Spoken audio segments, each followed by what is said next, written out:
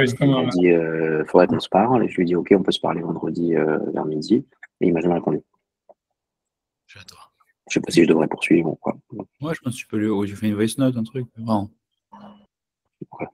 Il me dira, Je pense qu'il y a quelqu'un d'autre aussi pour toi qui est pas mal connecté et qui veut que son fils comprenne mieux la crypto. Je pense que ça peut être un bon. avec plaisir. Amen. Oui. Amen.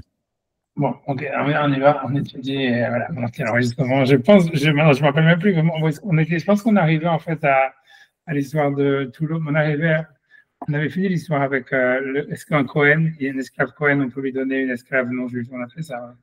Oui. Non, je crois pas qu'on est rentré dans ce. Oui, si. On n'était pas rentré dans l'histoire de la femme de qui était la Milchama. On n'était pas rentré dans ça. C'est ça, c'est ce qu'on est. Ok, c'est un super sujet sympa. Okay, donc on y va. Donc on est page Kafel avec la Moudbet, 21b, et en fait on est dans la ligne de la Gemara, ça serait 2, 4, 6, 8, 10. Je sais ce que je en même c'est 11 et 12, je sais pas. 2, 4, 6, 8, 10, 12 lignes avant la fin. Et voilà, vers le milieu, il y a une ligne qui se termine avec le mot Yefat. Et ça serait, en fait, c'est là où est-ce qu'on est, c'est Ibaya Lehu, Kohen, Maou, Beyefat Torah. Alors, je ne sais pas si vous l'avez, 12 lignes avant la fin de chaque page. La 12e ligne, je pense que j'ai bien calculé, peut-être je me suis planté. Et c'est Ibaya Lehu, et donc c'est vers la fin de la ligne, une ligne qui termine par le mot Yefat, qui a le premier mot, c'est Et. Non, pardon, c'est Et. Beyefat, ok. Donc, je vais continuer à boire un petit peu du café maintenant qu'il est jour. Ouais, on y va. Donc, je vais. Ibaya Lehu, donc ils se sont demandé Kohen Maou Beyefat Torah. Est-ce qu'un Kohen, il veut se marier avec une Yefat Torah? Donc, voilà, j'avance quand même. Chidushu, c'est-à-dire, c'est un chidouche, c'est-à-dire, bon, quand j'ai oublié de dire c'est quoi Yefat Torah. C'est-à-dire, Yefat Torah, normalement, c'est au début de la paracha de Kitetse. Et donc, normalement, c'est quelqu'un qui verrait une femme, ça veut dire qui est pendant la guerre. Et en fait, il y aurait une certaine permissivité de se marier avec elle. Tu vois, a priori. Je ne sais pas si ça vaut le coup d'aller regarder les psukim. Peut-être on peut. Ouais, autant regarder les psukim. Si vous n'êtes pas au courant de ce que c'est, autant regarder les psukim de seconde. Moi, je sais pas si ça comme le fait que quand il part en guerre, le fait c'est une guerre à l'extérieur des frontières et que si jamais il capture, après il doit la laisser. Tu veux? Ouais, on va lire. Comme ça, tu vois, moi, c'est clair. Parce que ouais, c'est que ça vaut le coup quand même. Je pense ça vaut le coup de 2 minutes, tu vois. On va essayer de le faire très vite, tu vois, de lire. Donc, c'est la paracha de. Une seconde, je vais y arriver. On va rajouter du café là. C'est qui était, si vous voulez, je peux faire share screen si vous voulez. Ouais. Donc, je vais y arriver, excusez-moi, j'arrive. Voilà, voilà. Donc, c'est Kitetse la Milchama, alors il verra. Donc, quand tu sortiras en guerre sur ton ennemi, on s'en fiche pour l'instant des ennemis, de quel ennemi il est question, mais on va dire que ça, a priori, ça parle pas des 7 nations qu'il faut exterminer, quoi. Ça parle des non-juifs qui n'auraient pas la misère de les exterminer. On va dire ça comme ça. C'est très chaud, c'est ça, c'est ce qu'on appelle. Ce que Rachid dit là-bas, c'est toute une histoire. Ok. Toute une histoire. Mais parce que le problème, pourquoi on ne veut pas expliquer que c'est une Milchamet Mitzvah, c'est parce que si tu dis que c'est une Milchamet Mitzvah, comme la Mitzvah, c'était sur les 7 nations qui habitent en Israël, et c'est là, il y avait une Mitzvah de les exterminer complètement, de laisser aucun survivant. Donc, en fait, c'est pour ça que, tu vois, c'est pour ça qu'en fait, Rachid, tout ça, veut expliquer que c'est pas une Milchamet. Je pense, tu vois. Mais bon, pour l'instant, voilà, le principal, c'est déjà de voir le processus. Veraïta Bashiria Eshet Yefat Torah. Et donc, tu verras dans le captif, dans le butin, une femme Yefat Torah. Tu vois, le mot Eshet, c'est la femme de quelqu'un. On va voir ça après dans la Gemara, elle va parler de cette histoire-là. On aurait dû dire normalement Isha Yefat Torah. Tu vois, Eshet Yefat Torah, ça veut dire quelqu'un qui est Yefat Torah. Avec Hachak Taba, et tu la désiras. la carta et tu la prendras, pour toi, pour femme. Et tu l'amèneras dans ta maison, avec Ilecha et Procha, et donc elle se rasera les cheveux, et elle fera ses ongles, dans le sens où, a priori, ça veut dire, il y en a qui pensent, ça veut dire qu'elle va les laisser pousser, il y en a qui pensent, au contraire, ça veut dire qu'elle va les couper court. C'est une marque locale, je crois, dans la Gemara, peut-être ici, peut-être ailleurs.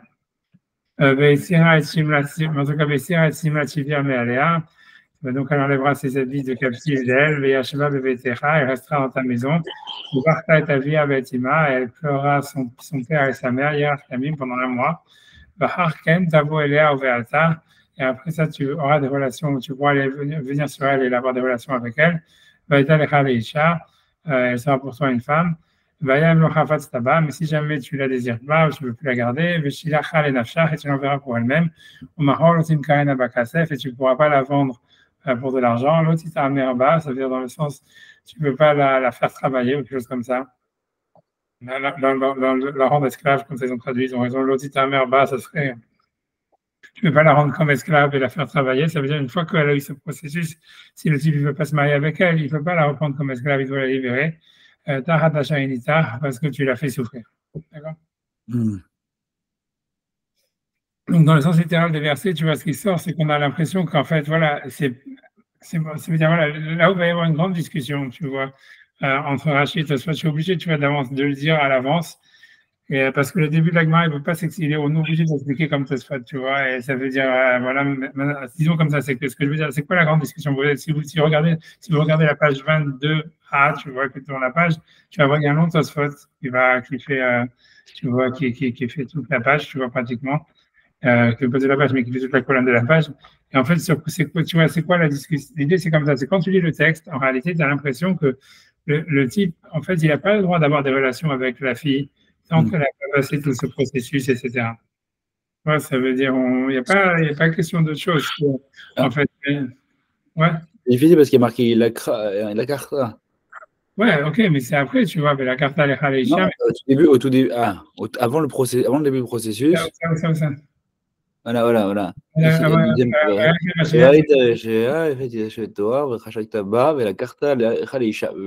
Après, tu apprendras pour femme. Ok, ouais, mais bon, mais ça, c'est sûr que lever la carte à l'Echa, ça ne veut pas dire avoir des relations, ça veut dire se marier, tu vois. Et donc, c'est clair que, tu comprends, ici, c'est comme tu l'amènes chez toi, ça voudrait dire que depuis le début, c'est le processus du mariage, tu vois ce que je veux dire. Ça veut dire, mais ça veut dire en tous les cas, il n'est pas question, ça veut dire la carte à l'Echa, ça, tu la prendras pour toi pour femme. Alors, ok, tout le monde comprend qu'en fait, si tu veux, elle devient sa femme que ça veut dire après tout le processus. Mais tu vois, c'est possible que le fait de l'amener chez soi, c'est le début du processus, quoi. Mais il n'est pas question de relation sexuelle, en tous les cas. C'est surtout ça le point. Et c'est-à-dire que dans le sens littéral, on a l'impression, voilà, c'est le type, il tombe amoureux d'une fille, qui est non juive et tout ça. Et tout ce qu'on te dit, c'est que voilà, ok, tu dois le faire, tu peux la convertir, on va dire, de force, de manière express, quoi, en un mois. Et voilà, quoi. Et c'est ça la douche, quoi. Et si jamais, en fait, elle veut pas, tu veux pas te marier à la fin, au bout du mois, avec elle, et ben, tu la libères, et voilà, elle est libre. On ne sait même pas si elle est juive ou pas juive après la libération. Mais a priori, tu vois, c'est pas mentionné dans la Torah, c'est pas clair non plus. Mais l'idée, tu vois, donc c'est ça, c'est comme si on te décrit simplement une conversion express, plus ou moins forcée, et c'est ça le héter, si tu veux, la permissivité dont il est question, quoi. Le chidouche de la paracha, c'est-à-dire que si jamais quelqu'un, il trouve une fille, que pendant la guerre, il est amoureux d'elle et tout ça, machin, on lui permet de la convertir d'une manière, on va dire, rapide, quoi. Rapide et presque forcée, quoi, tu vois. Mais c'est tout. Tu vois, il n'est pas question, en fait, d'avoir des relations sexuelles avec elle. Maintenant, le truc, c'est que comment dire, le Rachid qui va sortir de la Gemara ici, etc. Et donc, alors, ok, bon, je veux dire simplement, ok, on va dire ça. Maintenant, je veux dire un autre point. Donc, ça veut, ok, disons, de la Gemara ici, tu vois, il va sortir qu'en fait, ça va être la marloquette entre Rachid et Tosfot, mais du début de la Gemara, on est obligé d'expliquer comme Tosfot, c'est que Tosfot, il va sortir un chidouche qu'en fait, le premier rapport sexuel, il est permis avant le processus, tu vois. Et qu'en fait, c'est plus ou moins de ça, parce que la Gemara va parler de Bia Rishona, Bia Shnia, etc. C'est pour ça que je dis ça en avance, mais bien que tu vois, c'est ce qu'il faut dire, c'est que bien que dans le texte de la Torah, il n'est pas mention d'une relation première qui aurait été permise avant tout le processus, la Gemara, elle va assumer, pour une raison ou pour une autre, que Tosfot va expliquer qu'il y a oui une relation première qui en fait tu vois, ça veut dire qui a été permise avant le processus. Qui est volontaire, enfin qui n'est pas honnête, qui est pas. On ne sait pas si la fille elle veut, c'est ce qui peut la violer, j'en sais rien. A priori, parce que si tu expliques que Tachat Asher Enita parce qu'il a fait souffrir, tu vois, à la fin de la paracha est marqué, il ne pourra pas la rendre esclave parce qu'il a fait souffrir. A priori, tu vois, quand on dit parce qu'il a fait souffrir, ça pourrait ne pas vouloir dire simplement lui avoir laissé pousser les ongles et raser les cheveux. Tu vois, c'est en quoi il a fait souffrir, en fait, ici, dans cette histoire-là, si on prend le sens littéral. Simplement parce qu'il lui a rasé les cheveux, parce qu'il laisse pousser les ongles. On lui dit d'enlever changer ses habits. Tu vois, c'est pas, en général, Enita, quand tu regardes, par exemple, dans le viol de Dina, c'est le mot qui est utilisé, tu vois. Enita, normalement, ça veut dire parce qu'il a violé, en fait. Tu vois, dans le sens littéral, ça serait ça. Et tu vois, ça veut dire que si tu expliques le mot, tu vois, Tachat Asher Enita, le dernier mot de la paracha, tu vois, attends, je peux le remettre. Tu vois, parce que tu vois, on te dit, elle va faire tout ça, machin, blablabla. Baya imlo chafat taba, tu vois, et c'est donc je corrige, j'espère que vous voyez. Baya imlo chafat taba, si tu la désires pas, mais shilarta le nafsha, et tu la renverras pour elle-même. Ou machor tim karina bakze, tu ne vas pas la vendre. Si ta marba, tu ne pourras pas la rendre esclave. Tachat asher enita, parce que tu l'as fait souffrir, tu vois. Mais qu'est-ce qu'il a fait souffrir, tu vois, c'est-à-dire, si, ça serait ça l'idée, ça veut dire le remède, comme quoi il y aurait une allusion, comme quoi il aurait le droit d'avoir des relations plus ou moins consenties avec elle pendant la bataille et a priori avant le processus, parce que Enita, ça veut dire violer, en réalité, ça serait là, tu vois, c'est dire qu'il marqué parce qu'il a violé. Attends, j'essaie de regarder ce que Rachid dit là-dessus, tu vois, une seconde, mais s'il dit quelque chose.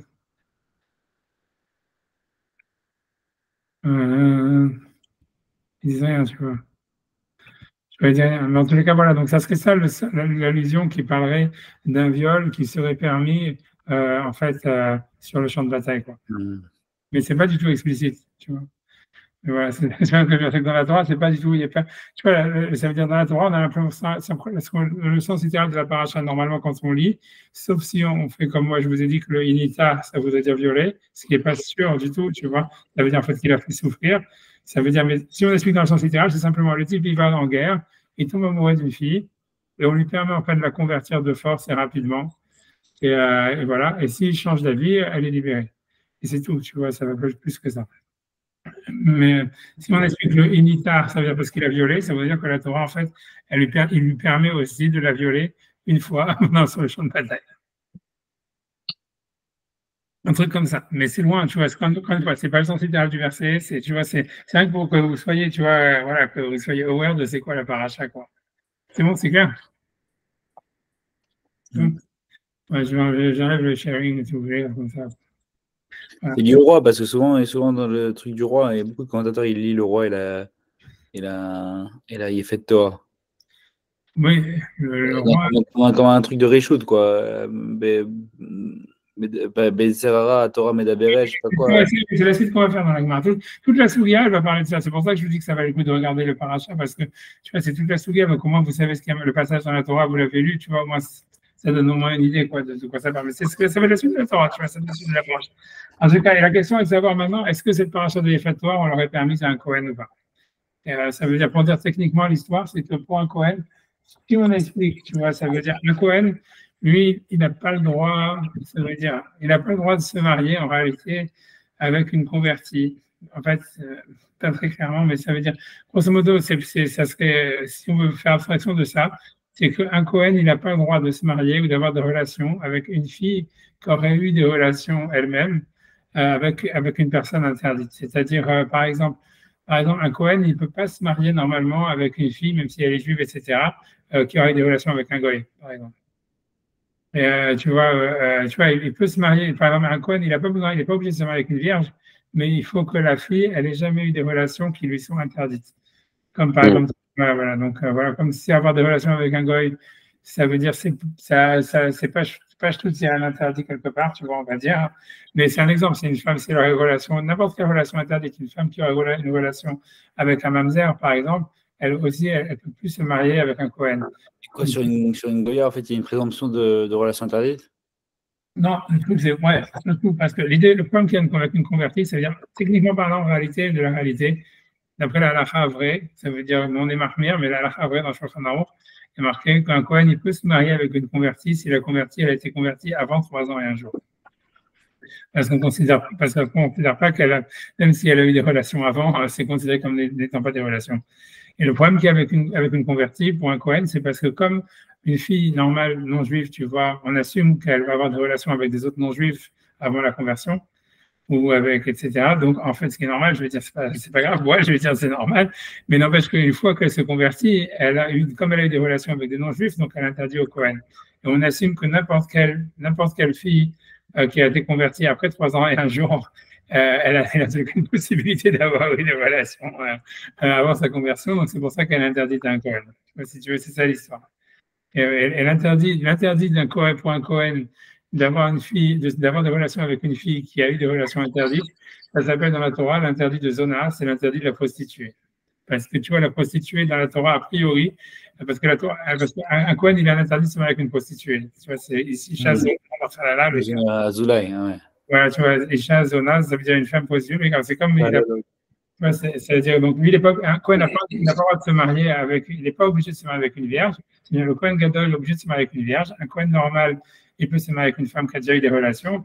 Les seules choses qui sont interdites pour lui, c'est qu'il ne peut pas se marier avec une divorcée et il ne peut pas se marier avec une prostituée. Et la définition de prostituée, ça va être une marloquette, mais ça veut dire, tu vois, tout ça, c'est des grandes souvenirs dans Kiddushin par la suite, dans le dernier chapitre et tout ça. Mais là, on définira une prostituée, c'est pas une femme qui fait un travail, ça veut dire qui fait des relations travaillées. C'est la prostituée d'après la Torah, c'est une femme qui aurait eu des relations avec quelqu'un avec une femme, avec quelqu'un qui était interdit à elle. Tu vois. Donc ça veut dire à n'importe quelle femme qui aurait une relation avec autre chose qu'un juif cachère, elle est interdite à un Kohen, grosso modo. Ça veut dire si jamais une femme a des relations avec un goy, si jamais elle a des relations avec un esclave, si elle a des relations avec un mamzer, si elle a des relations avec ce que tu veux, ça veut dire ça lui donne le statut de prostituée.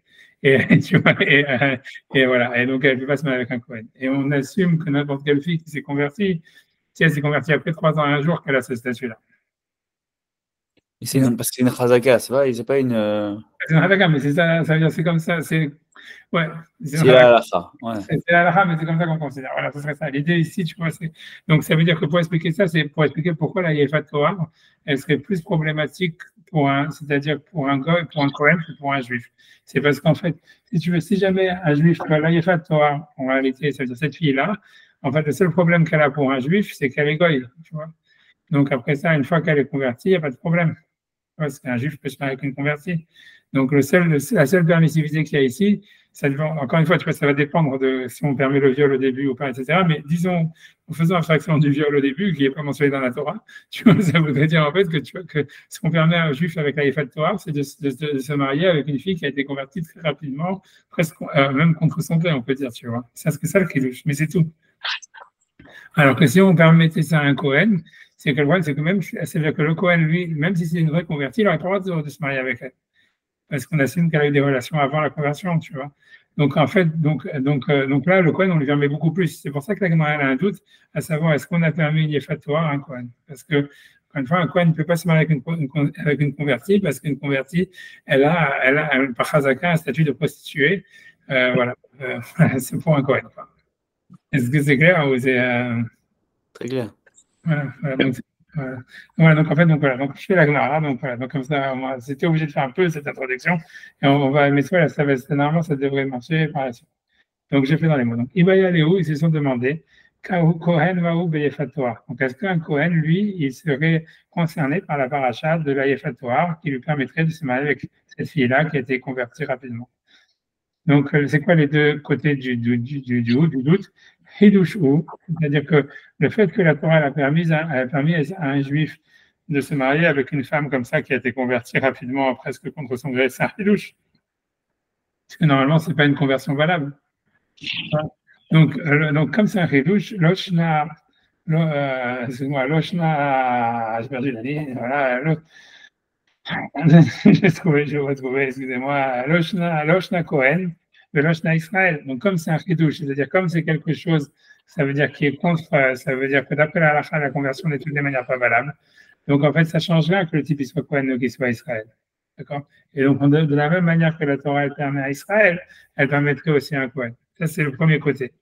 puisque, encore une fois, à l'argument parlant, la conversion n'est pas valable. Et malgré tout, on permet. Donc on ne considère pas ça comme une permission. Ça serait comme, ça veut dire, voilà, comme il est parti en guerre, on permet qu'il se marie avec cette femme-là, même si, tu vois, parce que la permission, c'est pas qu'on considère qu'elle est convertie, c'est qu'on considère que, voilà, c'est un nouveau statut. Et donc, ça, comme c'est un chidouche, puisque c'est pas une conversion, et malgré tout, on peut se marier. C'est comme si on avait permis à un juif de se marier avec une goya. Donc, si on a permis aux juifs de se marier avec une goya, donc on peut permettre au Kohen aussi de se marier avec une goya, puisque de toute manière, la conversion, elle vaut rien. Est-ce que ça, le premier côté, le premier tzad? Pourquoi elle voudrait rien? Pourquoi elle voudrait rien? Parce qu'elle est forcée, parce que c'est une conversion forcée. Elle vaut, puisque Torah dit qu'elle vaut. Ouais. Non, tu vois, c'est pas sûr, tu vois, tu vois, c'est possible qu'en fait, tu vois, c'est le premier côté du doute, c'est de dire que la conversion, elle vaut rien. Mais la Torah, elle a permis, parce que le type, il est parti en guerre, etc., comme la Gemara va expliquer par la suite, ça veut dire, quelle que soit la raison, la Torah, elle a permis, c'est comme si la Torah, elle avait permis, dans ce cas exceptionnel, de se marier avec une goya. Et si c'est le cas, en fait, il n'y a pas de différence entre un juif et un Kohen. Parce qu'une goya, elle est interdite quoi qu'il arrive, tu vois. Le deuxième côté, ça va dire que non, le chidouche, c'était pas de dire que c'est une goya, c'est de dire que c'était une conversion. À ce moment-là, il y a une différence à faire. Tu comprends l'idée? Ça veut dire le premier côté. Voilà, c'est interdit. Ah, oui. Tu vois, à ce moment-là, on pourrait dire, si tu dis qu'en fait, c'est simplement, la conversion ne vaut rien, et qu'en fait, c'est une femme non juive, en fait, tu vois, ou quelque chose comme ça, et que simplement la Torah, elle a permis exceptionnellement de se marier avec une non juive parce que c'était en guerre et tout ça.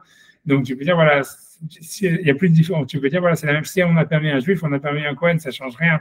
Puisque même un juif, il a le droit de se marier avec une non-juive. Tu vois, donc ça ne change rien. Si on permet, c'est un chidouche, donc c'est un chidouche. Mais si tu dis que le chidouche de la Torah, c'est pas de dire que la fille, elle est considérée comme non-juive, c'est dire que la conversion, elle est valable, bien qu'elle est forcée. À ce moment-là, tu peux dire, ah, un Kohen, même si la conversion est valable, il ne peut pas se marier avec une convertie. Donc, ça serait interdit sur le Kohen. Et si on ramène un cas qu'on connaît, alors ça devient problématique. Si ça crée un nouveau cas, hein, c'est possible. Exactement.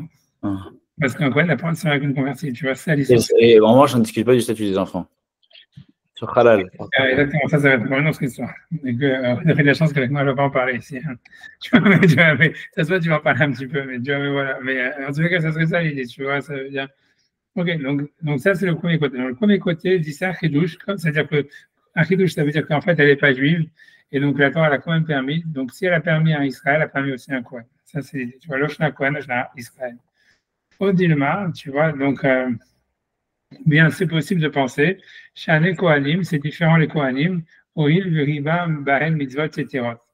Donc, les Kohanim, c'est différent, puisque la Torah, elle leur a donné plus de mitzvot. Bon, a priori, tu vois, ça paraît un peu comme ça, c'est très flou ce que la Gemara veut dire. Moi, je ne sais pas si ce que moi je vous ai dit, c'est Rashi, ou je ne sais pas si c'est moi qui l'ai inventé, je ne sais pas, mais je pense que c'est l'idée, tu vois, pour moi, le truc, c'est de dire que. Ah, je n'explique pas, tu vois, je dis pas. Mais à mon avis, tu vois, l'explication, ça veut dire ça. Ça veut dire, comme un Kohen ne peut pas se marier avec une convertie, tu vois, ça veut dire, même si la conversion, elle est valable, tu vois, ça veut dire, il ne devrait pas être concerné par cette permissivité, tu vois. Okay. C'est sûr qu'il faut rajouter dans les mots beaucoup, mais etc. Mais je pense que ce que je vous ai dit, c'est marqué dans des commentateurs. Hein. Je ne saurais pas où, mais donc, Agmar, elle va dire que c'est une discussion en réalité. Tu vois. Agmar, elle dit, Rav Amar, c'est la suite d'Agmar qui va dire, Rav Amar, Moutar, Rav, il va dire Moutar. Donc, Rav, lui, il pense comme le premier côté, de dire que la Torah, quand elle a permis une initiative à Torah, elle a permis aussi un Kohen. Puisque c'est un chidouche, ça veut dire que c'est une femme non juive et la Torah elle a permis à un juif de se marier avec une non juive exceptionnellement, donc elle permet aussi un Kohen. Ou Shmuel Amar Asso. Et Shmuel a dit c'est interdit. Et là, c'est là où la Gemara va commencer à rentrer l'histoire. Donc, ce passage de la Gemara, on est obligé de l'expliquer comme Tosfot, c'est-à-dire qu'on est obligé d'expliquer que la Gemara, elle avait su, et a priori, c'est comme je vous ai dit, c'est du fait que ça vient le penser, et elle va garder ça dans tout ce passage. Comme quoi, la Torah, elle n'a pas simplement permis de se marier avec une convertie, comme on a vu, rapide, mais c'est qu'en plus, elle a permis un viol, ou en tous les cas une relation, au moment d'une relation unique, avant le processus sur le champ de bataille. Et donc, c'est à cause de ça, et ça, comme je te dis, à mon avis, l'explication, c'est à cause de Inita, qui veut dire violer, que ça serait traduit violer, qu'il a violé au début. Quoi. Alors, ok, donc, sur ça, elle rentre là-dedans, elle dit comme ça. Donc, bien, devient Rishona, ça veut dire que dit la première relation sexuelle, qui a priori, on va dire, ce serait le premier viol. Mais Kula Alma, d'après tout le monde, l'obligé des charrets. Tout le monde est d'accord que c'est permis, même pour le Kohen. Et pourquoi? Dès lors d'Ibra Torah, il a Keneged Yetzirah, puisque la Torah, elle a parlé que par rapport au Yetzirah. Grosso modo, tu vois, ça veut dire ça. Ça veut dire, voilà, ça veut dire la Torah, elle a parlé que contre le Yetzirah. Ce que ça veut dire, en gros, c'est que l'idée, c'est que même si, c'est qu'on voulait, en fait, on voulait que les gens aillent à la guerre. Et en fait, on avait peur que si jamais, tu vois, on leur disait oui, mais si tu vas à la guerre et que tout ça, et que tu fais des avérotes et que tu deviens, en fait, responsable sur tous les crimes de guerre que tu vas faire, alors les gens, ils n'allaient pas aller à la guerre. Donc, tu vois, grosso modo, ce que ça veut dire, c'est que la Torah, elle pense pas que c'est bien ce qu'il a fait, ni rien du tout. Mais tu vois, l'idée, ce serait comme ça. Ça veut dire, voilà, un type, il va violer une meuf, tu vois. L'idée, c'est qu'on lui dit, OK, tu vas violer une meuf sur le champ de bataille, tu es responsable. Après l'avoir violée, tu dois l'amener un mois chez toi et tu dois devoir te marier avec elle après. Tu vois, et l'idée, ça serait que normalement, c'est sûr qu'on ne veut pas que tu la violes depuis le début, mais maintenant, on sait, c'est comme si la Torah, elle admet dans la nature humaine que ça va arriver, parce que dans les champs de bataille, le Yetzirah, il est très fort, etc. Il y a beaucoup de pression, il y a beaucoup de choses. C'est-à-dire qu'a priori, dans les guerres, je ne sais pas comment c'est les guerres aujourd'hui, mais ça veut dire dans les guerres de l'époque, c'était quelque chose qui était fréquent et presque inévitable. Et que donc, en fait, l'idée de la Gemara, de la Torah, c'était de dire qu'on ne peut pas l'interdire. Si on interdit, ça va servir à rien, parce que les gens ils vont le faire quand même. Donc, l'idée, c'est de dire, on va légiférer dessus et on va dire, OK, donc si tu fais ça, tu vas devoir l'amener chez toi pendant un mois et tu vas être obligé de te marier avec elle. Et si jamais tu ne te maries pas avec elle, alors tu vas devoir la libérer et ça ne sera pas ton esclave. C'est responsabilité, tu vois, c'est donner une responsabilité, en fait, tu vois, très lourde, tu vois, sur celui qui va violer une femme dans un champ de bataille. Mais c'est-à-dire, mais voilà, et donc c'est ça ce que ça voudrait dire. Donc l'idée, ça serait que la Torah, elle fait ça parce qu'elle veut condamner, elle veut empêcher, tu vois, c'est-à-dire, pour l'idéal, ça serait qu'il n'y ait pas du tout de choses comme ça qui arrivent. La Torah, elle est consciente que ça va arriver, donc elle dit, OK, si ça arrive, on fait ça. Tu vois, c'est pour responsabiliser le type qui va le faire. Qu'il sache et donc l'idée, elle est comme ça, c'est que, donc, la première relation, c'est-à-dire que la Torah, elle aurait permise parce que, tu vois, il n'y a pas le choix. Donc, si tu veux, donc la Gemara, elle veut dire, OK, ça veut dire, sur ça, elle veut dire que comme c'est, de toute façon, c'est un viol et tout ça, et c'est un truc complètement, je ne sais pas comment expliquer, tu vois, ça veut dire qui ne peut pas être permis, quoi, normalement. Donc, si on l'a permis pour un Israël, c'est sûr qu'on l'a permis pour un Kohen. Dans le premier côté, c'est ça de dire. Ça veut dire que l'idée, c'est que voilà, si on le permet pour un Israël, on le permet pour un Kohen. Parce que quelle différence, tu vois, parce que le Dibra Torah et la Keneged Yetzirah, c'est-à-dire, c'est pas que la Torah elle permet, c'est que la Torah elle constate que ça va arriver. Donc, en fait, ça serait ça l'idée, tu vois. Mais que d'une certaine manière, en légiférant, elle permet, et c'est ça aussi l'histoire, tu vois. C'est qu'on est le droit, parce que quand le Torah dit, voilà, si tu fais ça, tu vas avoir ça et ça comme pénalité, en fait, elle veut dire, elle dit, OK, si tu veux, tu peux le faire, quoi, grosso modo. En tout cas, bon, c'est un passage difficile, le passage de la Yefat Torah, mais bon, voilà, c'est un des passages les plus, voilà, j'en sais rien, les plus controversés de la Torah, mais j'en sais rien. Moi, je sais pas. Moi, j'aime beaucoup ce passage. Moi, je pense que j'aime beaucoup de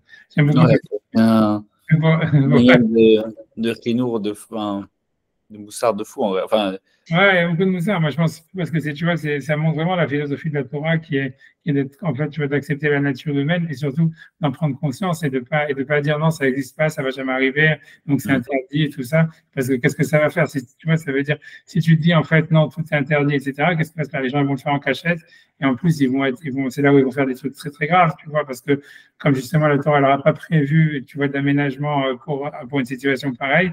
Donc, en fait, ça devient quelque chose de complètement illégal et les gens, ils le font et ça devient quelque chose de catastrophique où ils vont tuer la victime ou des choses pareilles. Tu vois, moi, je pense que tu vois, c'est super fort de la Torah d'avoir dit non, OK, tu fais ça, OK, tu peux le faire, mais sache que tu vas devoir faire ça et ça et ça. Donc, quand tu fais ça, en fait, ça veut dire que l'idée, OK, c'est sûr que c'est déconseillé, etc., mais ça veut dire que maintenant, la personne qui va le faire, au moins, elle va pas tuer la victime, elle va être obligée, tu vois, de truquer, ça rentre dans un domaine légal, c'est aménagé, tu vois. Moi, je pense que c'est une grande diachroute de la Torah, tu vois. C'est encore une fois un truc qui démarque vraiment la Torah du christianisme, tu vois. C'est-à-dire que tu vois, dans le christianisme, ils te font, tu vois, des lois ou des trucs, une morale qui est intenable, qui est complètement idéale et qui est complètement fausse et qui entraîne, tu vois, ça veut dire à dire que c'est du fauteur, après qu'il y a un pardon qui vient du, tu vois, du je sais pas d'où, etc. Tu vois, ici, ça te montre vraiment la philosophie de la Torah qui est de dire, OK, il y a la nature humaine. Tu vois, ça veut dire, on ne sait pas qu'on pardonne, etc., mais on va aménager de telle manière à ce que le crime il soit le moins, ça veut dire, soit le moins, il soit le plus, en fait, responsabilisé, mais que la personne elle puisse l'accepter, tu vois. Et en fait, on crée pas une société, tu vois, on fait pas une loi qui est inapplicable, tu vois, ou une loi qui peut entraîner plus de mal, tu vois. Moi, je pense que c'est super. Moi, j'aime beaucoup. Moi, je pense que c'est. Moi, je pense que c'est très. Tu vois, c'est des trucs parce que c'est vraiment quand tu vois comment les goïms, eux, ils dealent avec leurs lois. En fait, ils font des lois que, en fait, c'est sûr que.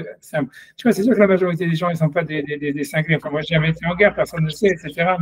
Mais ça veut dire que l'idée, c'est que ceux qui. Tu vraiment imagines si jamais il n'y avait pas cette mitzvah. Des viols, il y en aurait, et comme tu verras, parce que des crimes de guerre, il y en a tous les jours, etc.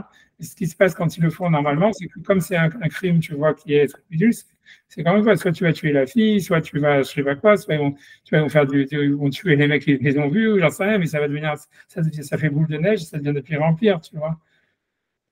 Donc, le truc, tu vois, il est accepté, tu vois, il est légalisé, il est truqué, il y a un statut qui est donné. Tu vois, on accepte, tu vois, voilà, c'est-à-dire on gère une nature, on gère la nature humaine. Bref, peu importe, tu vois, mais l'idée c'est ça. Donc, en tout cas, la Gemara voudrait dire que la première relation, en fait, dans la première avis, la Gemara voulait dire que la première relation, qui est encore une fois pas mentionnée explicitement dans la Torah, c'est ça ce qui est bizarre dans la Gemara, c'est la Gemara aurait dû dire d'où est-ce que tu sais qu'on a permis une première relation. Et tu vois, moi, comme moi je vous ai dit, Tahat Hacharenita, c'est parce qu'il a violé, c'est moi qui le dis. Ça veut dire, je n'ai pas vu ça dans des commentateurs. Donc, je ne sais pas, tu vois, d'où est-ce que la Gemara, elle a pris comme tellement évident qu'il y a une première relation qui est permise, tu vois. C'est pour ça que on voit que la Gemara, elle le prend comme granted, tu vois. Et donc, a priori, c'est à cause de cette traduction-là, tu vois. Mais encore une fois, je n'ai pas vu de commentaires qui disent ça, tu vois. Bref, en tous les cas, la première relation, grosso modo, comme c'est le livre Torah et la Keneged, etc., c'est-à-dire que c'est la Torah, elle-même, elle sait que c'est interdit, mais elle a permis, ça veut dire dans le sens où elle dit, voilà, le Yitzhara, il a fait ça. Donc, ok, donc voilà, donc ça veut dire, il n'y a pas de question, ça veut dire, il n'y a pas lieu de questionner le fait que le Cohen, il viole une femme comme le juif, il viole. Parce qu'en fait, si tu veux, c'est quelque chose qui a été fait contre le Yitzhara, donc quelque chose qui est. Voilà quoi, c'est que Dieu ne peut pas s'en empêcher, donc on n'en parle pas, d'après le premier avis. Donc, c'est comme le din le din ne s'applique pas à un fou, quoi. Voilà, c'est ça, c'est un peu comme ça. Voilà, c'est un truc comme ça. C'est comme s'il n'avait pas le libre arbitre. On reconnaît comme s'il n'avait pas le libre arbitre. C'est ça ce que ça voudrait dire. Tu vois, c'est-à-dire qu'à ce moment-là, il n'avait pas le libre arbitre. Tu vois, Kipligi, ça veut dire que dans la deuxième discussion, Kipligi, quand il discute, Bevi Ashnia, c'est dans la deuxième relation. Ça veut dire, donc là, c'est ça la requête. Est-ce qu'un Cohen, il pourrait, après le process, il doit faire tout le process d'après et ensuite se marier avec elle, ou bien est-ce que non, et il devrait la libérer dans ce cas-là directement. Alors, Rav Amar Moutar, donc Rav il dit Moutar, ça veut dire qu'un Cohen, donc il fait tout le process et il se marie après avec la fille, comme c'est écrit dans la Torah.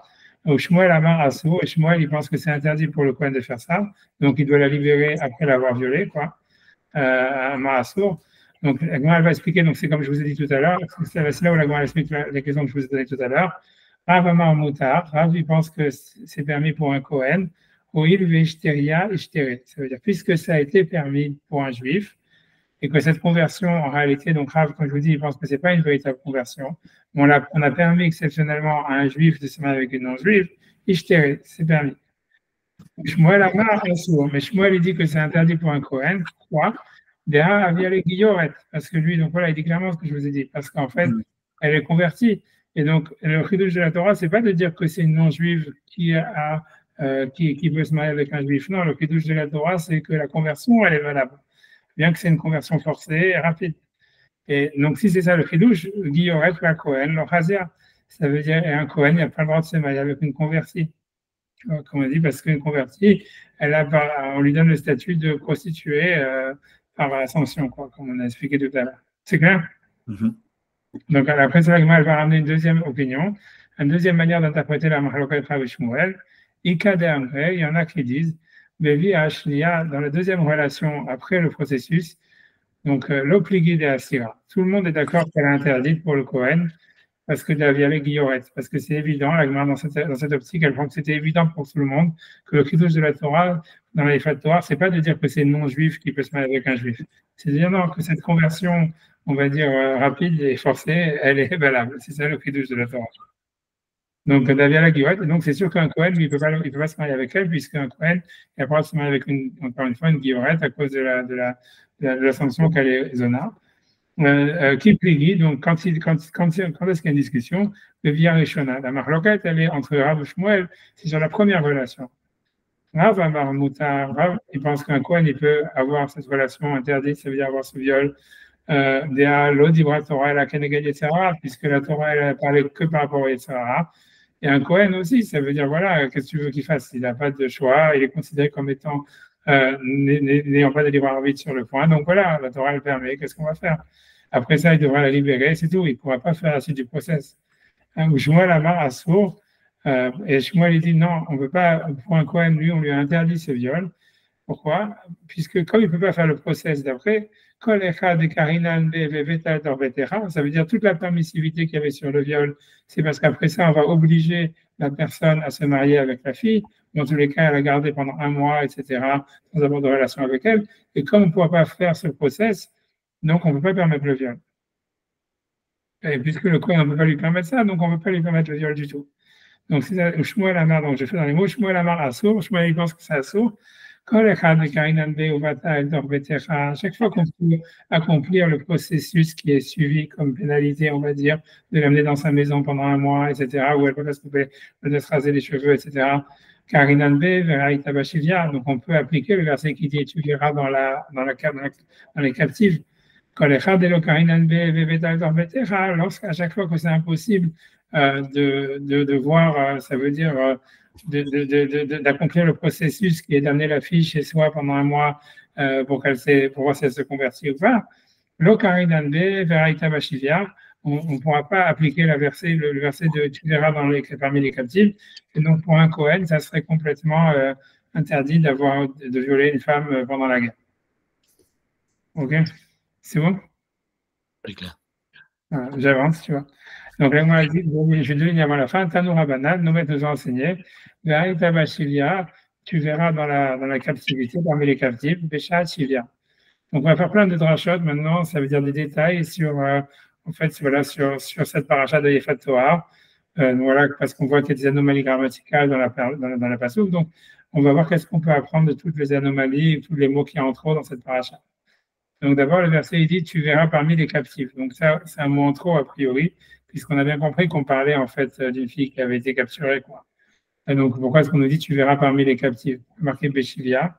Donc la dit Bécha Chilia. Ça veut dire que a priori c'est très difficile de comprendre ce que ça veut dire, mais on va dire si on reste dans l'optique qu'on permet la première relation sexuelle, alors ça veut dire que le viol qu'il veut faire, il doit le faire qu'au moment vraiment où elle est prise en captivité. Ça veut dire qu'il ne veut pas la mettre de côté pour après la bataille et ensuite la violer, quoi. Il faut que ça soit fait, pour que ça soit permis, il faut que ce soit dans le feu de l'action. C'est ce que ça voudrait dire. C'est bon, j'imagine comme ça. On va expliquer comme ça, on va expliquer toute la souga, comme quoi le viol il est permis au début, tu vois, parce que comme j'ai dit, le début de la souga, ça veut dire en fait, pour dire, comme je vous ai dit, Rachid, lui, il ne va pas penser comme je vous ai dit. C'est-à-dire, Rachid, lui, il va penser qu'il n'y a pas de viol permis au début. Tu vois, ce que je vous ai dit, c'est l'explication de Tosfot. Mais Tosfot, tu vois, comme je dis, le Tosfot qui est dans la page d'après qu'on va faire, Bézant Hachem, je ne sais pas, cette semaine ou la semaine prochaine. En tous les cas, ça veut dire que tu vois, Tosfot, ça veut dire Rachid, lui, il va dire, en fait, ouais, il n'y a pas d'histoire comme ça. La Torah n'a jamais mentionné qu'il y avait un viol au début et tout ça, machin, blablabla. Et tout ce qui est permis, c'est juste, tu vois, de tomber amoureux d'une non-juive et ensuite de la convertir comme ça rapidement de force. Et ensuite, comme c'est écrit dans la Torah, il n'y a pas de viol au début. Il n'y a pas de viol qui est permis quoi qu'il arrive. Ça va être l'avis de Rachid. Tosfot, il va dire, mais oui, mais tu vois bien que du début de la Sougia, on fait une distinction entre le premier rapport et le deuxième rapport. Et tu vois, on voit bien que la Torah, la Gemara, elle semble avoir parlé clairement qu'il y aurait un rapport qui serait permis avant le processus, tu vois. Et Tosfot, il ne va pas être capable de répondre à cette question sur Rachid. Donc, si tu veux, Tosfot, il va dire, et ça reste une preuve définitive que du début de la Sougia, donc du passage qu'on vient de lire, qu'il y a une histoire de viol, tu vois. Que la Torah, que la Gemara, sans qu'on sache vraiment d'où, elle a compris que en fait, la Torah elle permettait non seulement de faire le process de conversion rapide, mais en plus un viol au début. Et ça, c'est ce que Tosfot, tu vois, c'est pour ça que moi, j'étais obligé de vous expliquer cette souga comme Tosfot au début, parce qu'en fait, il n'y a pas d'autre manière de l'expliquer, tu vois. On ne sait pas comment Rashi, il explique cette histoire, parce que quelle différence, tu vois, quelle différence entre le premier rapport, le deuxième rapport, de quoi ça parle. Et donc, tu es obligé de dire tout ce que je vous ai dit, je vais expliquer la Gemara selon Tosfot, parce que pour ça, essence. Maintenant, à partir de maintenant, tu vois, quand la Gemara, maintenant, elle est en train d'interpréter le Tanoura Banane, à partir de 2 lignes avant la fin de la Gemara, on fait une nouvelle braïta qui va déduire des lois concernant les lois de Yefat Torah. En fait, à partir de ce moment-là, l'explication, l'interprétation, elle est libre. C'est-à-dire, on peut interpréter la braïta, quand par exemple ici, la braïta, c'est pour ça que j'essaye de vous le dire, c'est quand la braïta dit, par exemple, tu verras dans les captives, Béchat, Chivia, au moment où elles sont captives. Donc, tu peux expliquer, si tu suis l'explication qu'on avait dit avant, que l'explication de Tosfot, ça veut dire qu'il y a un viol qui est permis. Le viol, il est permis qu'au moment, dans le feu de l'action. C'est ce que ça voudrait dire. Que tu ne veux pas la garder pour avoir des relations après avec elle. Ça doit être un truc qui doit être fait, tu vois, sous l'emprise tu vois, de la passion, ou j'en sais rien. Je sais pas, moi, j'ai jamais été en guerre ni rien, donc je sais pas du tout. Mais ça veut dire, dans l'emprise de, je sais pas quoi, de l'adrénaline.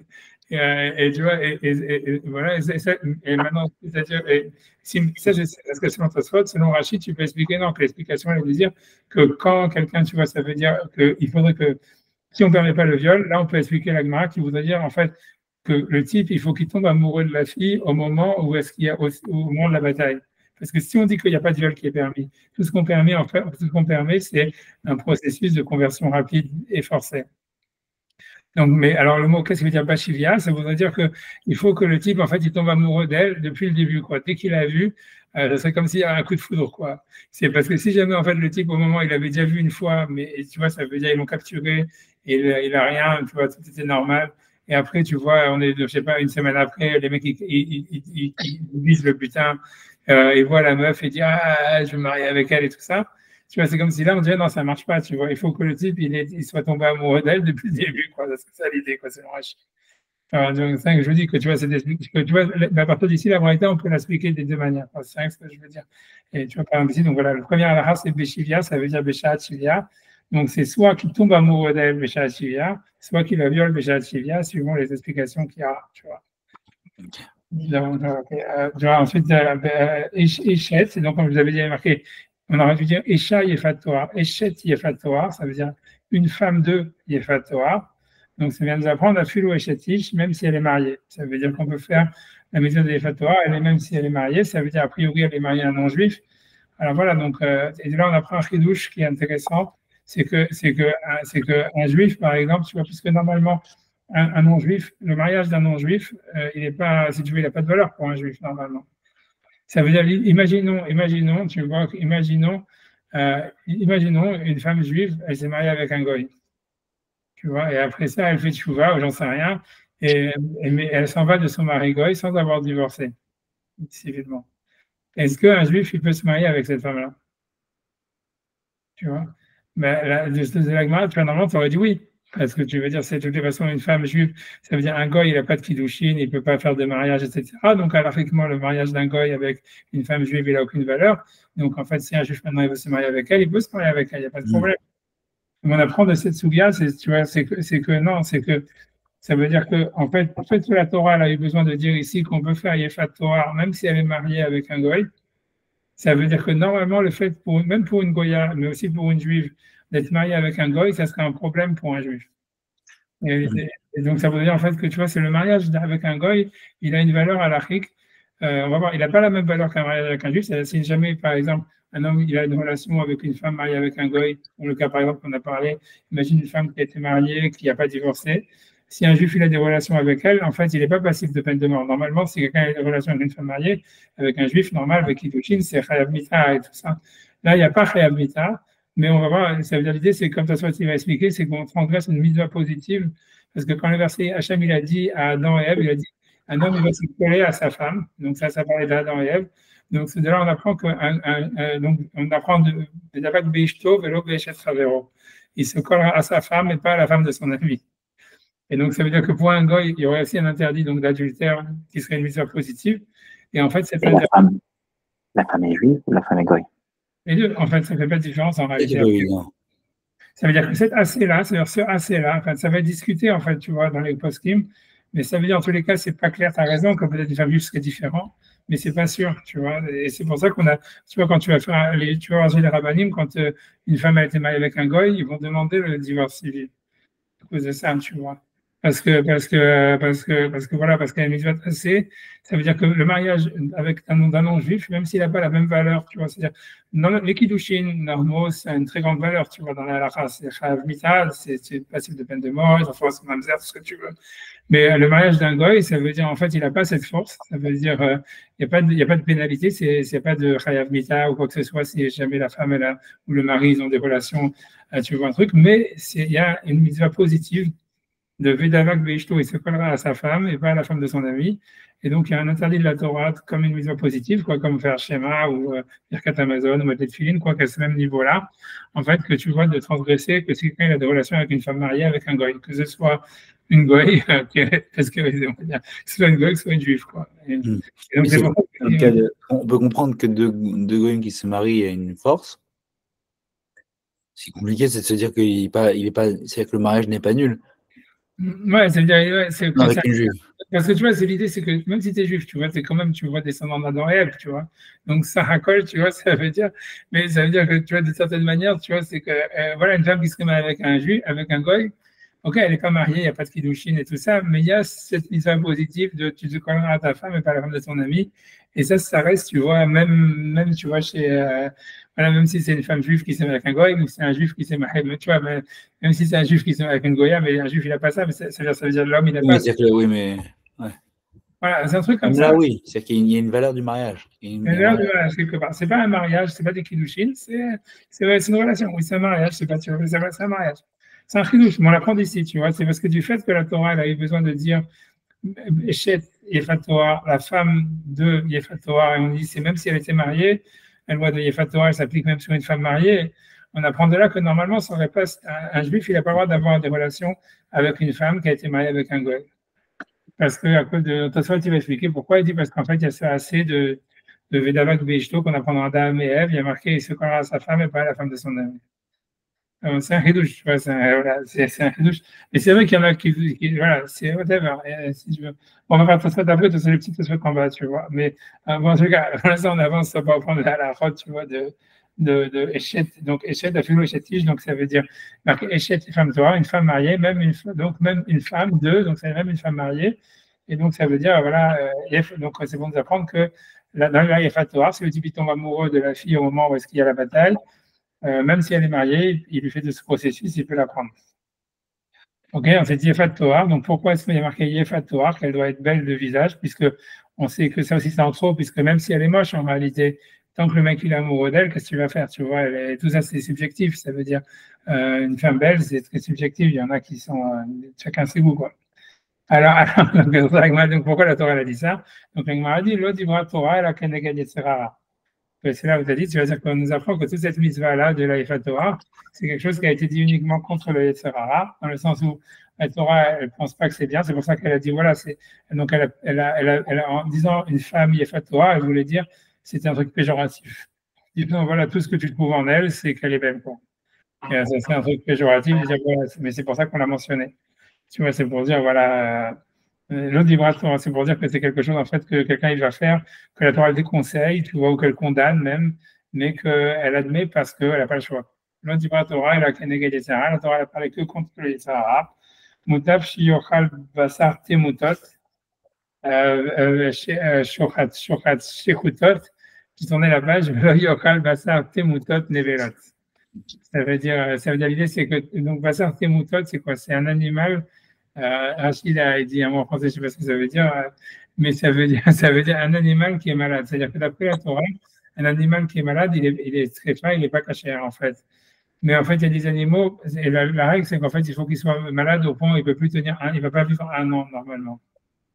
Maintenant, tu vois, ça veut dire, il y a des animaux, il y a des fois, on a des doutes, tu vois, ça veut dire, on ne peut pas être certain que l'animal, il est viable ou pas. Ça s'appelle Bassar Temutot. Ça veut dire c'est de la viande. C'est un animal qui est mourant. Tu vois, ça veut dire qu'il est morte. Comment? Quoi? Il y a morté, morte. Ah ouais, c'est ça, amorté, amorté, ça veut dire, il veut dire ce mot-là, amorté, ça veut dire, voilà, un truc comme ça, il est à moitié mourant, quoi, et donc l'idée, c'est que normalement, normalement, la halakha pour un juif normal, c'est de dire, ok, tu le manges pas, et tu laisses mourir, et c'est terminé, parce qu'il y a un doute. Maintenant, quelqu'un, tu vois, ça veut dire, si jamais quelqu'un, on sait qu'il n'est pas religieux, alors, ce qu'elle dit, la Gemara, elle dit, c'est bien qu'un shochet, il fasse la shrita de cet animal, comme ça, le type, au moins, au moins, il va manger de la viande douteuse, puisqu'on ne sait pas si l'animal il était caché ou pas. Mais au moins, il y a eu la shrita, il y a un côté, c'est-à-dire, tu vois, c'est quelque chose, il y a une chance que peut-être c'était caché, quoi. Alors que si jamais tu faisais pas la shrita, le type, il va la manger de toutes les manières sans faire la shrita, et c'est sûr que c'est pas caché. Et donc, la Gemara, elle compare ça à l'histoire de la Torah. Ça veut dire, voilà, c'est que, tu vois, voilà, c'est que normalement, c'était un truc qui aurait fallu, qui normalement aurait dû être interdit complètement. Comme un animal, en fait, qui est malade, on ne doit pas du tout toucher à ça, ni essayer de faire la shrita. Et c'est normalement ça ce qu'on devrait faire, ça veut dire s'en éloigner et c'est terminé. À partir du moment où on sait que le type, il va de toutes les manières manger cet animal, donc on va dire au shochet, fais la shrita. Et au moins, comme ça, le type, peut-être qu'il a mangé kasher. C'est ça ce que la Gemara dit. C'est ça le machal que la Gemara dit. C'est vrai que c'est un machal discutable parce qu'ici, il n'y a pas de doute. Tu vois, là, il y a un doute. Bon. Tu vois, ça veut dire l'idée, c'est que grosso modo, normalement, il faudrait pas rentrer dans le problème et que, voilà, mais que si déjà le problème il se pose, alors on va essayer de trouver une solution bancale, mais une solution mieux que rien. C'est ce que ça veut dire.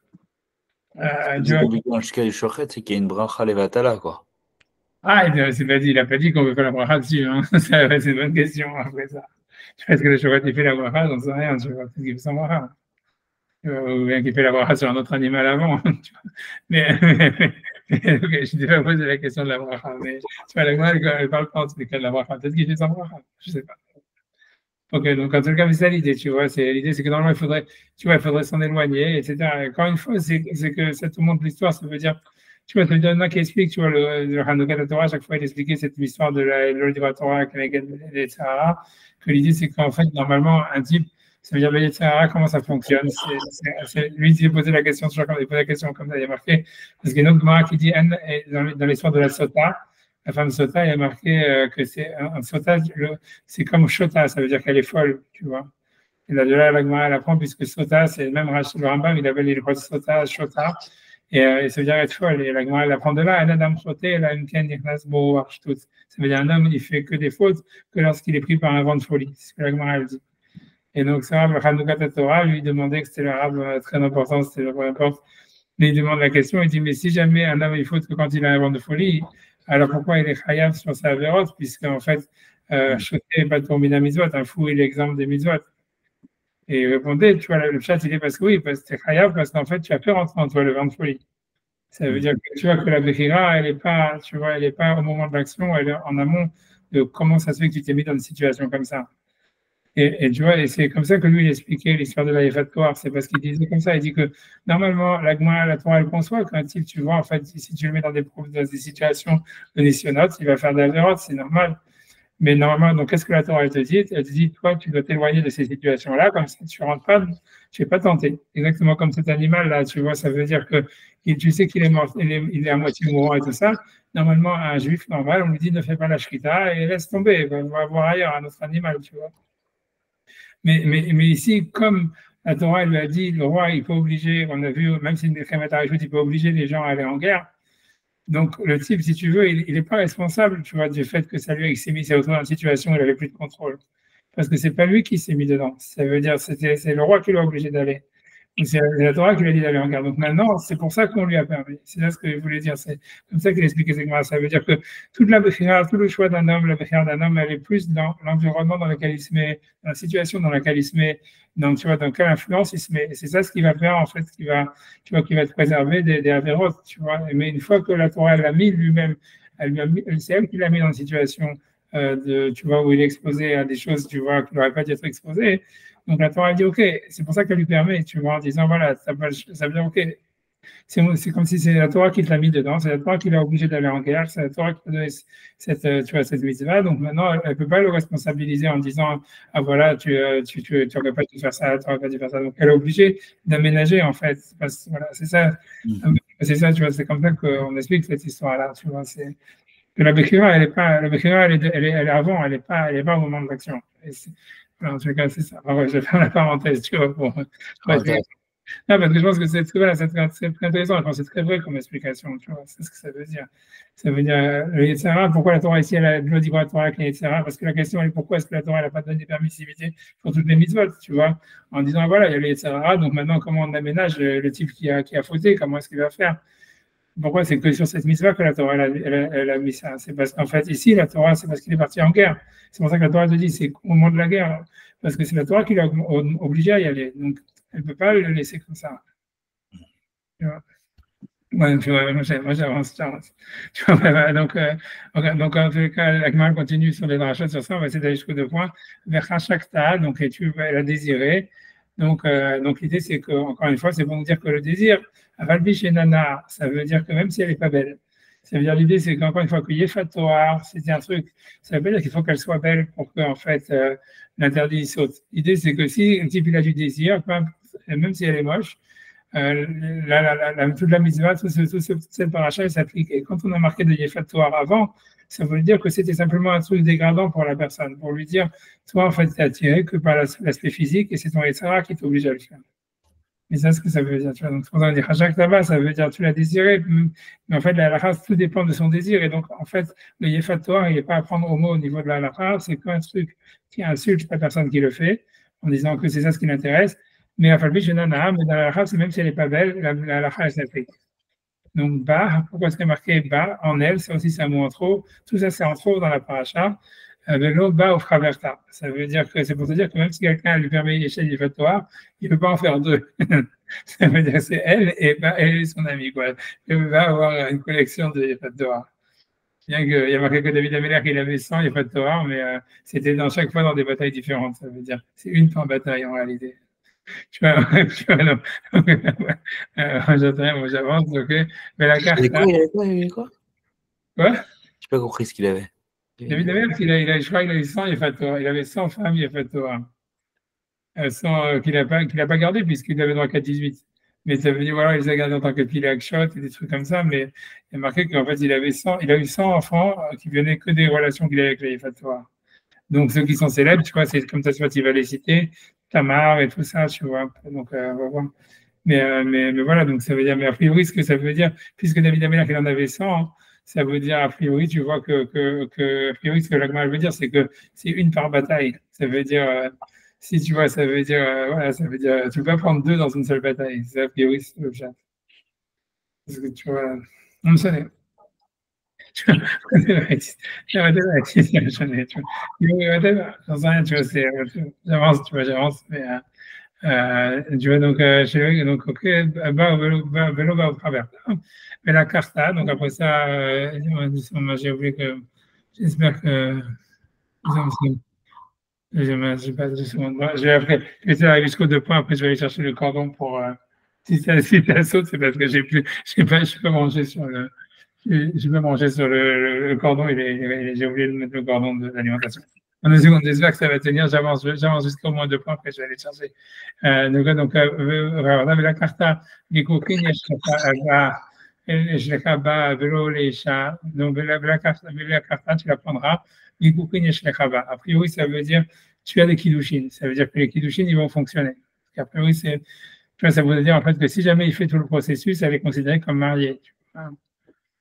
Tu vois, et Rachid va expliquer, on va voir après Rachid, etc. On va voir. C'est quoi le kiddush? On va voir. Si vous voulez, voilà, on va voir. Ça veut dire que les kiddushin fonctionnent. C'est-à-dire que la conversion, elle est plus ou moins valable, au moins, en tous les cas, il y a des kiddushin. Les isha, donc ça veut dire pour toi comme femme. Tu vois, alors chez l'eau, ils cachent nashim, qui ne prennent pas 2 femmes. Mais ça, on avait déjà vu qu'ils peuvent le faire. Alors, l'Agmara, elle explique une pour toi, une pour ton père. Une pour lui, une pour son fils. Tu vois ce que ça veut dire? Tu vois, ça veut dire a priori, c'est bizarre. Qu'est-ce que ça veut dire qu'un type pourrait faire une pour lui, une pour son père, une pour son fils? Ça veut dire les Mefarchim, ils expliquent que ça veut dire, on va voir Tosfot qui parle, mais c'est sans Tosfot. Ça veut dire, il y en a qui expliquent, ça veut dire qu'imagine la femme, elle dit, je suis d'accord de me convertir, mais je veux que ma sœur aussi, elle se convertisse avec moi. Et alors que le type, ok, alors moi j'ai aussi un frère qui est aussi intéressé avec ta sœur, donc voilà, ok, vous convertissez les deux, et moi je me marie avec toi, et mon frère il se marie avec ta sœur. Alors c'est ça ce que la Gemara vient dire, qu'il ne peut pas faire ça, tu vois, ça veut dire, tu ne peux pas faire un plan familial avec ça, tu vois, ça veut dire un groupement familial. Donc il faut qu'elle se convertisse toute seule, et que voilà, parce que tu vois, ça ne marche pas, tu vois, ça ne veut pas être fait en groupe, quoi, grosso modo. Ça ne peut pas être groupé avec deux frères ou deux sœurs ou des choses comme ça, tu vois. Si ça vient de la femme, ça veut dire, c'est sûr, si jamais le frère est tombe amoureux de la frère, de la sœur aussi, tu veux dire straight up, donc ok, ça sera deux parachutes différentes. Mais c'est si jamais, en fait, pour une raison ou pour une autre, tu vois, en général, les Mefarshim disent que c'est la femme qui met cette condition, qu'elle veut que sa sœur se convertisse aussi, ou elle veut que son père, tu vois, ou que sa mère, et que l'autre dit, ah, je peux faire un chidour avec telle ou telle personne. C'est ça ce que la Gemara veut dire que ça va. Tu vois, une pour lui, une pour son père, une pour son fils. Donc, là, tu vois, donc là, et c'est là où tu vois tout le truc complètement à l'eau. C'est autant le début de la Sougia, il parlait vraiment qu'il y avait un viol au début. Ici, la Gemara, elle dit clairement, Veta, il l'amènera dans sa maison. Mais la Med, ça nous approche, Lo Yilchatsena. Le mot Yilchatsena, c'est très difficile. Tu vois, le Chotz, normalement, ça veut dire appuyer, ça veut dire. Comment t'as dit? Pressé. Lochetz. Lochetz, c'est quoi? Lochetz, c'est pressé. Voilà. Pressé. C'est ça, qu'il ne la presse pas. C'est ça, exactement, qu'il ne la presse pas pendant la guerre. Et donc, tu vois, a priori, et là, Rashi va expliquer que ça veut dire qu'en fait, il ne faut pas la violer pendant la guerre, tu vois. Et c'est pour ça que Rashi, lui, il va penser dans toute sa sougia, comme je vous ai dit, qu'il n'y a pas de viol avant la guerre, et pour lui, c'est clair ce que la Gemara affirme à la fin ici, tu vois. Et le problème, c'est que, tu vois, ça ne marche pas bien avec le début de la sougia. Je vais chercher mon corps d'alimentation. 2 secondes. Désolé, je suis un peu. 2 secondes.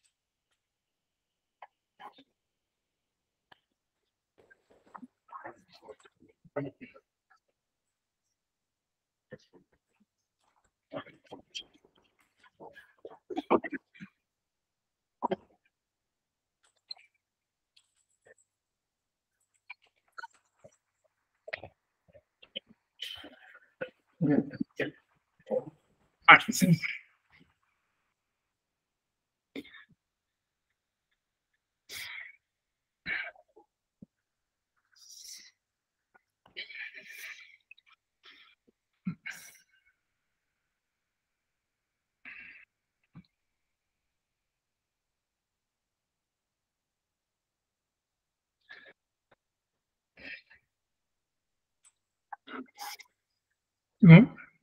Ouais. Alors, après, on fait les rachis, c'est ça? On a les Tosfot aussi. Les Tosfot, je pense qu'on fera la semaine prochaine, mais on va voir.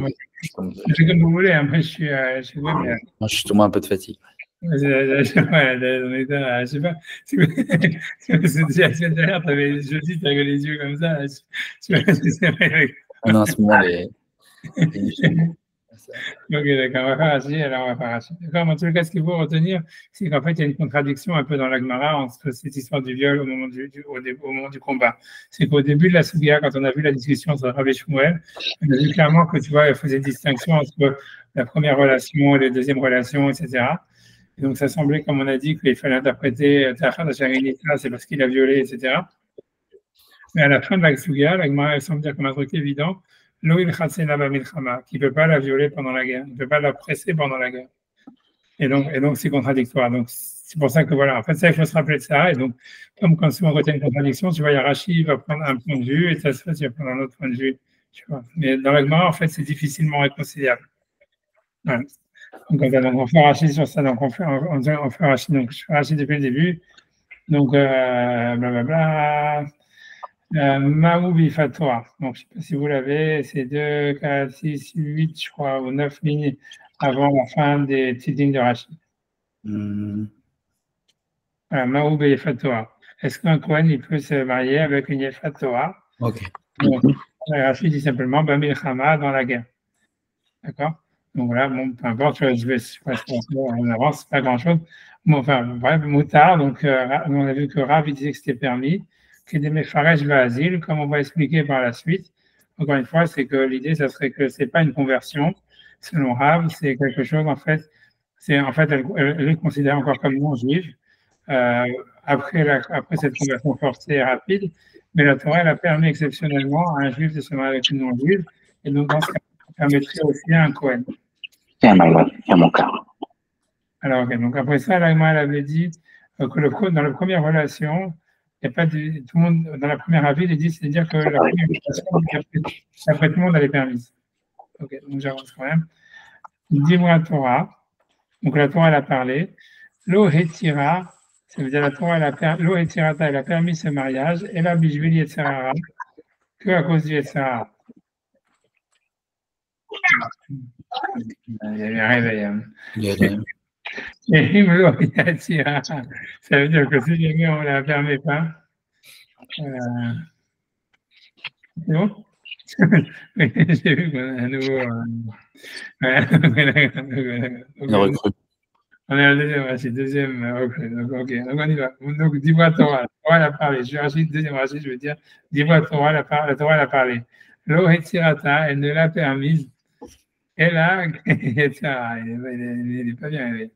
Lo hetirata, elle a bijou yetzara. La Torah, elle l'a permise que par rapport au yetzara.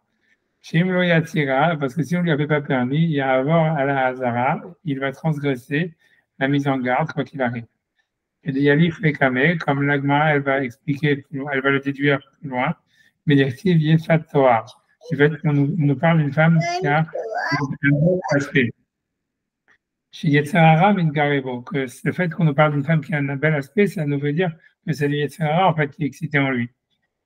Car c'est pour cela, de Kohen Nami, dans un Kohen aussi, Ikal et Mechash le Yetzirara, il y a lieu d'avoir peur du Yetzirara, Mesharia, et donc on leur a permis la première relation. Rachid n'explique pas c'est quoi cette première relation. Alors, tu vois, selon Rachid, a priori, ça veut dire une première relation après le processus. Tu vois. Bref, et ensuite, après ça, on nous dit Bevi Ashnia, mais là où il y a une discussion dans la Gemara, c'était la deuxième relation. Chez Gvar Nitkara Oho, qu'il a déjà, en fait, s'est déjà calmé. Donc la question était de savoir est-ce qu'on pouvait permettre un mariage avec cette événement à un Kohen après qu'elle ait passé tout le processus. Donc après, l'Agma elle disait, tu la mettras. Donc l'Agma elle voulait dire que pour un Kohen, il ne pouvait pas avoir de relation non plus la première relation, puisque dans le deuxième avis, même la première relation elle est interdite parce qu'il faut qu'il puisse faire le processus qui suit. Tu la mets dans ta maison, les Kaïma pour la garder. Or un Kohen, il ne peut pas vraiment faire ça puisqu'elle est interdite de se marier avec une convertie. Okay, donc j'avance. J'ai dit Karinanbe Veraita Bashivia, donc on peut appeler ça, tu verras dans les captives. Voilà, ça veut dire qu'il faut. Je sais pas d'où est-ce que. Ah oui, ça veut dire, voilà, ça veut dire toutes les fois où il peut faire le processus de l'amener chez lui, on pourra dire aussi on pourra appeler aussi, utiliser le verset qui dit Karina Veraita Bashivia, qu'il a vu parmi les captives, Utkalo Bemashnatan Enavba, ça veut dire on lui permettrait du fait qu'il a mis ses yeux dessus, parce qu'en fait, il peut faire le processus, mais un Kohen qui ne pourrait pas faire le processus, il n'aurait pas de permissivité, même sur la première relation. En tout cas, après, c'est dans le Tanoura Banan qui explique chacun des mots de la Braïta, du Bazouk, Veraita Bashivia, tu verras dans la captivité, Meshat Sivia, au moment où est-ce qu'il y a la capture, elle est faite, au moment de la guerre. Imnatan Mitrila Enavba, c'est le Rachid, c'est qu'il est tombé amoureux d'elle depuis qu'il l'a vue. Velo chez la Khan et Mocha, et c'est pas qu'il l'avait pris au début pour la vendre, pour les chiffra ou comme esclave, Nathan Navba, et qu'après ça, il est tombé amoureux d'elle. Donc, j'ai Rachid Béchilia, c'est-à-dire qu'il faut qu'il soit. Il y a pas de Torah, donc qu'il soit bel d'aspect.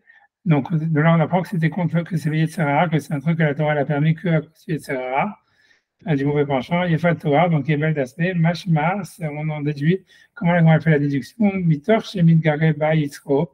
C'est parce qu'en fait, son Yetzirara, il est excité en elle, mais Hamat Yofia, à cause de sa beauté, et Tiralo. C'est pour ça que la Torah l'a permis. Ou Bekoshi, avec grande difficulté. Donc, c'est parce que du fait qu'on nous parle de son aspect physique, ça veut dire en fait que c'est la seule chose qui l'intéresse. Et donc, en fait, on voit bien que la Torah, elle permet ça que difficilement. elle a des moutaves chez Yochal Israël Bassar Temoutot. Donc, simplement, c'est mieux qu'un juif il mange de la viande d'un animal mourant, on va dire, Shirhuta, mais qui aurait eu la Shrita. Donc, Rachid maintenant il explique c'est quoi cette Bassar Temoutot, cette viande d'un animal mourant, Bassar Mesoukenet. Ça veut dire la viande d'un animal qui est en danger. Shirhuta, donc, et voilà, donc maintenant elle est, donc, on a fait la Shrita. Enfin, plus chez aimé ou ça, et bien qu'en fait c'est dégoûtant, normalement un juif il ne devrait pas manger ça. Et d'ictive, beriskel, veloba befi bassar pigoul. Et c'est pas venu dans ma bouche une viande pigoul, ça voudrait dire une viande sur laquelle il y avait un doute ou quelque chose, une viande qui n'était pas, qui était douteuse, on va dire, quelque chose comme ça, tu vois. Pas pigoul, normalement, tu vois, c'est difficile à traduire. Pigoul, normalement, ça veut dire une viande. Pigoul, c'est dans les corbanotes. C'est normalement c'est quand un Kohen il a fait un korban et il s'est trompé dans le korban et donc la viande elle doit être brûlée. Quand il a si par exemple il croyait que c'était un korban khatat et il a fait ça comme si c'était un korban rémunérateur. Pigoul, normalement c'est quand le Kohen au moment du service du Beth Amikdash il a une mauvaise intention. Et donc tu vois donc ici, tu vois, ça voudrait, mais ici, c'est sûr que Yecheskel, comme il n'était pas à l'époque du Beth Amikdash, ça veut dire qu'il n'a pas mangé donc de la viande sur laquelle il y aurait eu des doutes, sur laquelle il y avait de quoi douter de la cache-poute. Et donc l'idée, c'était voilà, c'est un animal qui aurait été malade et que on lui aurait fait la shrita parce que voilà, sans savoir s'il était viable ou pas. Alors, velo yochal basar temutot, voilà, un juif ne mange pas de la viande d'un animal mourant après sans avoir eu la shrita, la harsh yamutu, où l'animal est vraiment mort, il y a une névélote, et là c'est vraiment une névéla, c'est vraiment un cadavre, et donc c'est vraiment interdit et complètement d'après la Torah de manger un tel animal. Tu vois, alors Temutot, j'ai tué les Kavlet Amoudalef, en haut dans Rachid, Temutot, Rachid dit Emorties, on va dire comme ça, à moitié mourant, on va dire comme ça. Vechashakta, donc on veut dire et tu as désira, Vechashkot ala Katouv, donc tout dépend de son désir, Vafilo Enana, et même si jamais elle n'est pas belle. Donc ensuite, Vélo bas, deuxième ligne de Rachid, Vélo bas au Kraverta, et pas en elle et son ami à elle. Vélo Ikashnaïm, il ne peut pas prendre deux. Et je dis bien que David, il en avait plusieurs, mais ça veut dire c'est deux dans une seule bataille. Ensuite, donc, la dit Véla Karta Isha, ça veut dire normalement il y a des Kiddushin. Donc le problème, c'est pour Rachid, c'est pourquoi, c'est quoi le chidouche de dire que c'est des Kiddushin? Qu'il y a des Kiddushin avec cette femme, la Torah elle a dit clairement, et puis a priori, tu pourrais dire voilà, elle est convertie, maintenant c'est une femme juive normale, et le mariage devrait être valable. C'est pour ça que Rachid, lui, va tenir ce chidouche là, et il y a beaucoup de Rishonim qui pensent comme lui, que lui, il pense que la Ishvat Torah, elle n'est pas juive en réalité. Tu vois, ça veut dire que la conversion n'est pas valable, parce que comme c'est quelque chose de forcé, c'est pas une conversion. Et donc, c'est pour ça qu'il y a un chidouche pour dire que bien qu'elle n'est pas juive, le mariage, il est reconnu, et si jamais elle le trompe, elle est passible de peine de mort. Ou un homme qui aurait des relations avec elle serait passible de peine de mort. Tu vois, c'est ça le chidouche. Mais Rachid va expliquer que le chidouche, il est parce qu'elle n'est pas juive. Tu vois, pour lui, Rachid, son idée que la femme n'est pas Torah, la conversion, elle n'est pas valable. Alors, je fais Rachid dit des ça veut dire c'est possible d'avoir un mariage de Kiddushin, ils sont valables sur cette femme. Kiddushin Tofsin, ça veut dire les Kiddushin, ils ont prise. Ça veut dire bien que, en fait, il dit elle est non juive. Rachid dit que même après le processus, elle est non juive. Parce qu'elle ne se convertit pas de son avis.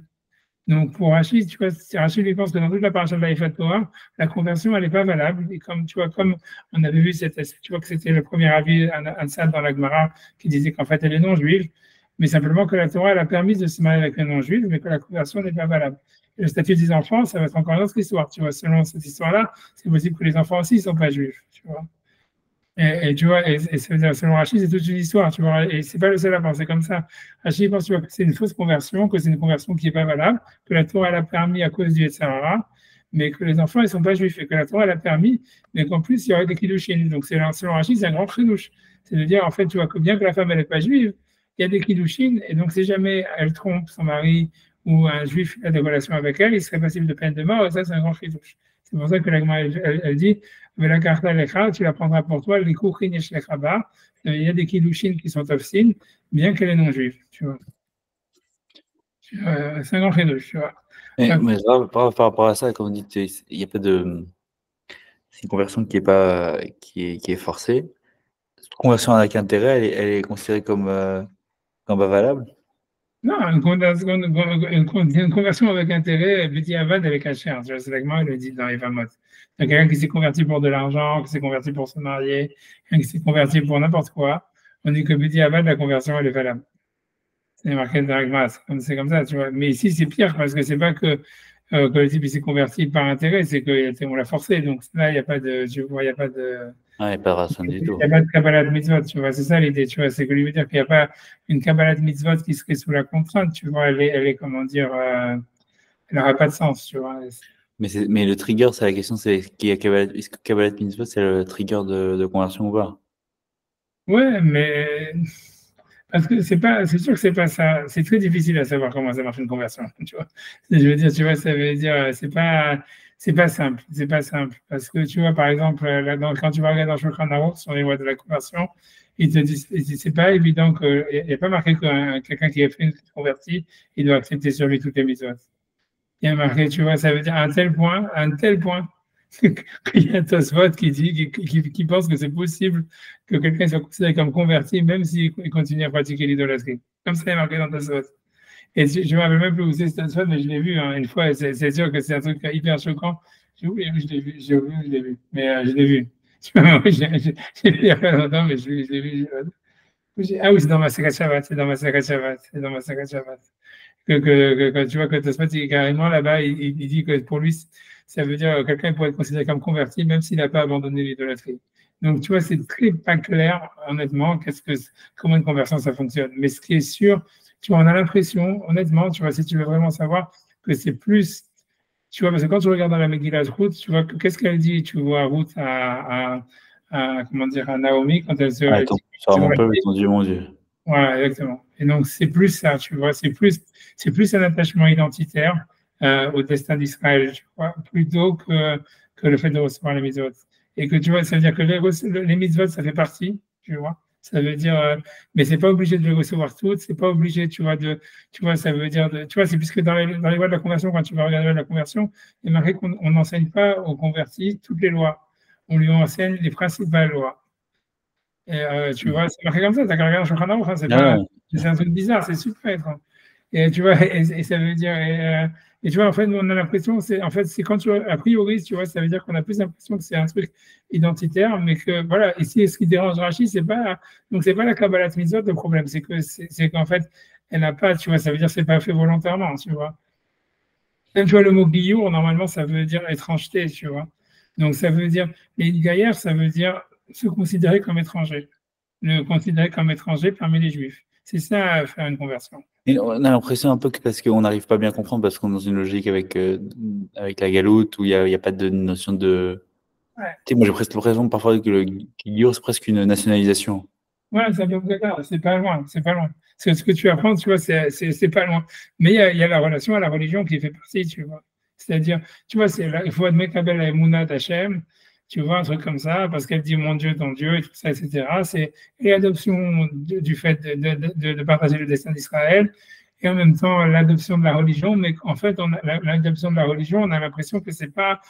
Tu vois, c'est pas le premier motif, tu vois. C'est pour ça que dans la lacha, on te dit quelqu'un qui s'est converti pour se marier, la conversion, elle est valable. Quelqu'un qui s'est converti pour de l'argent, la conversion, elle est valable et tout ça. Parce que, tu vois, voilà, parce que, tu vois, c'est comme ça, tu vois, c'est bizarre, mais tu vois, c'est pas important, c'est important qu'on sache, parce que c'est que les rods de. Parce que quand on a des cas autour de nous, qu'on sait que les. Non, il y a beaucoup d'histoires, mais il faut quand même se comporter comme si la personne était juive mâche, quoi. Il faut pas. Tous les rôles qui se vont avec le guerre. Je sais pas combien de quoi tu parles. Non, je dis parfois, bon, on sait que parfois il y a dans l'entourage des conversions qui sont un peu des conversions par intérêt. Et c'est pas pour ça qu'on doit se comporter. Il faut. C'est quelque chose. C'est qu'il n'y a pas une question de pas, par exemple, participer au mariage ou de traiter, de rappeler à la personne qu'elle n'était pas juive avant, ce genre de choses, quoi. Tout s'applique. À partir du moment où la conversion, elle est, elle est cachée. C'est-à-dire que on n'est pas en train de valider le modèle. On n'est pas en train de valider le modèle libéral. C'est pas notre sujet ici, mais c'est une sujet dans les Vamot. Ça veut dire que tu le veuilles ou pas. Ça veut dire, tu vois, c'est la Gemara, elle dit, et c'est une sujet dans les Vamot, c'est un dans Shulchan Aruch, il n'y a pas de marque sur ça. C'est qu'elle dit, la Khatrila, on ne doit pas accepter. Il y a une grande différence dans les conversions entre la Khatrila et Bedi Avad. Ça veut dire que l'Echatchila, on ne doit pas accepter un converti s'il veut se convertir pour de l'argent, s'il veut se convertir pour se marier, s'il veut se convertir, tout ça, il ne faut pas l'accepter. Maintenant, l'Agma, elle dit, OK, très bien. Et imagine, il y a des rabbins véreux qui ont fait la conversion. Quelle est la statut de cette personne maintenant? L'Agma, elle dit, Bédiaval, la conversion, elle est value. C'est ça l'idée, tu vois. C'est ça. Si on regarde Shulchan Aruch, sur le Agma, c'est ça ce qui est marqué. Même si la personne a caché son intérêt aux yeux des rabbins. Ouais, Bédiaval, tout est bon. La raison là derrière, si tu veux, dans le Zan des Bilaou, dans les Midrashim, il y a marqué parce que si jamais il s'est converti, quelle que soit la raison, et que tu vois truc bidule, petit à petit, Hachem, il va l'amener dans le droit chemin et il va petit à petit se rapprocher et devenir de plus en plus, on va dire, religieux. Je vais dire le mot religieux, mais ça veut dire, il va avoir la vraie Emouna, il va avoir le vrai truc. Hachem, il va le guider, un truc comme ça. Il y a une idée comme ça, tu vois, il y a une idée comme ça. Et tu vois, ça veut dire.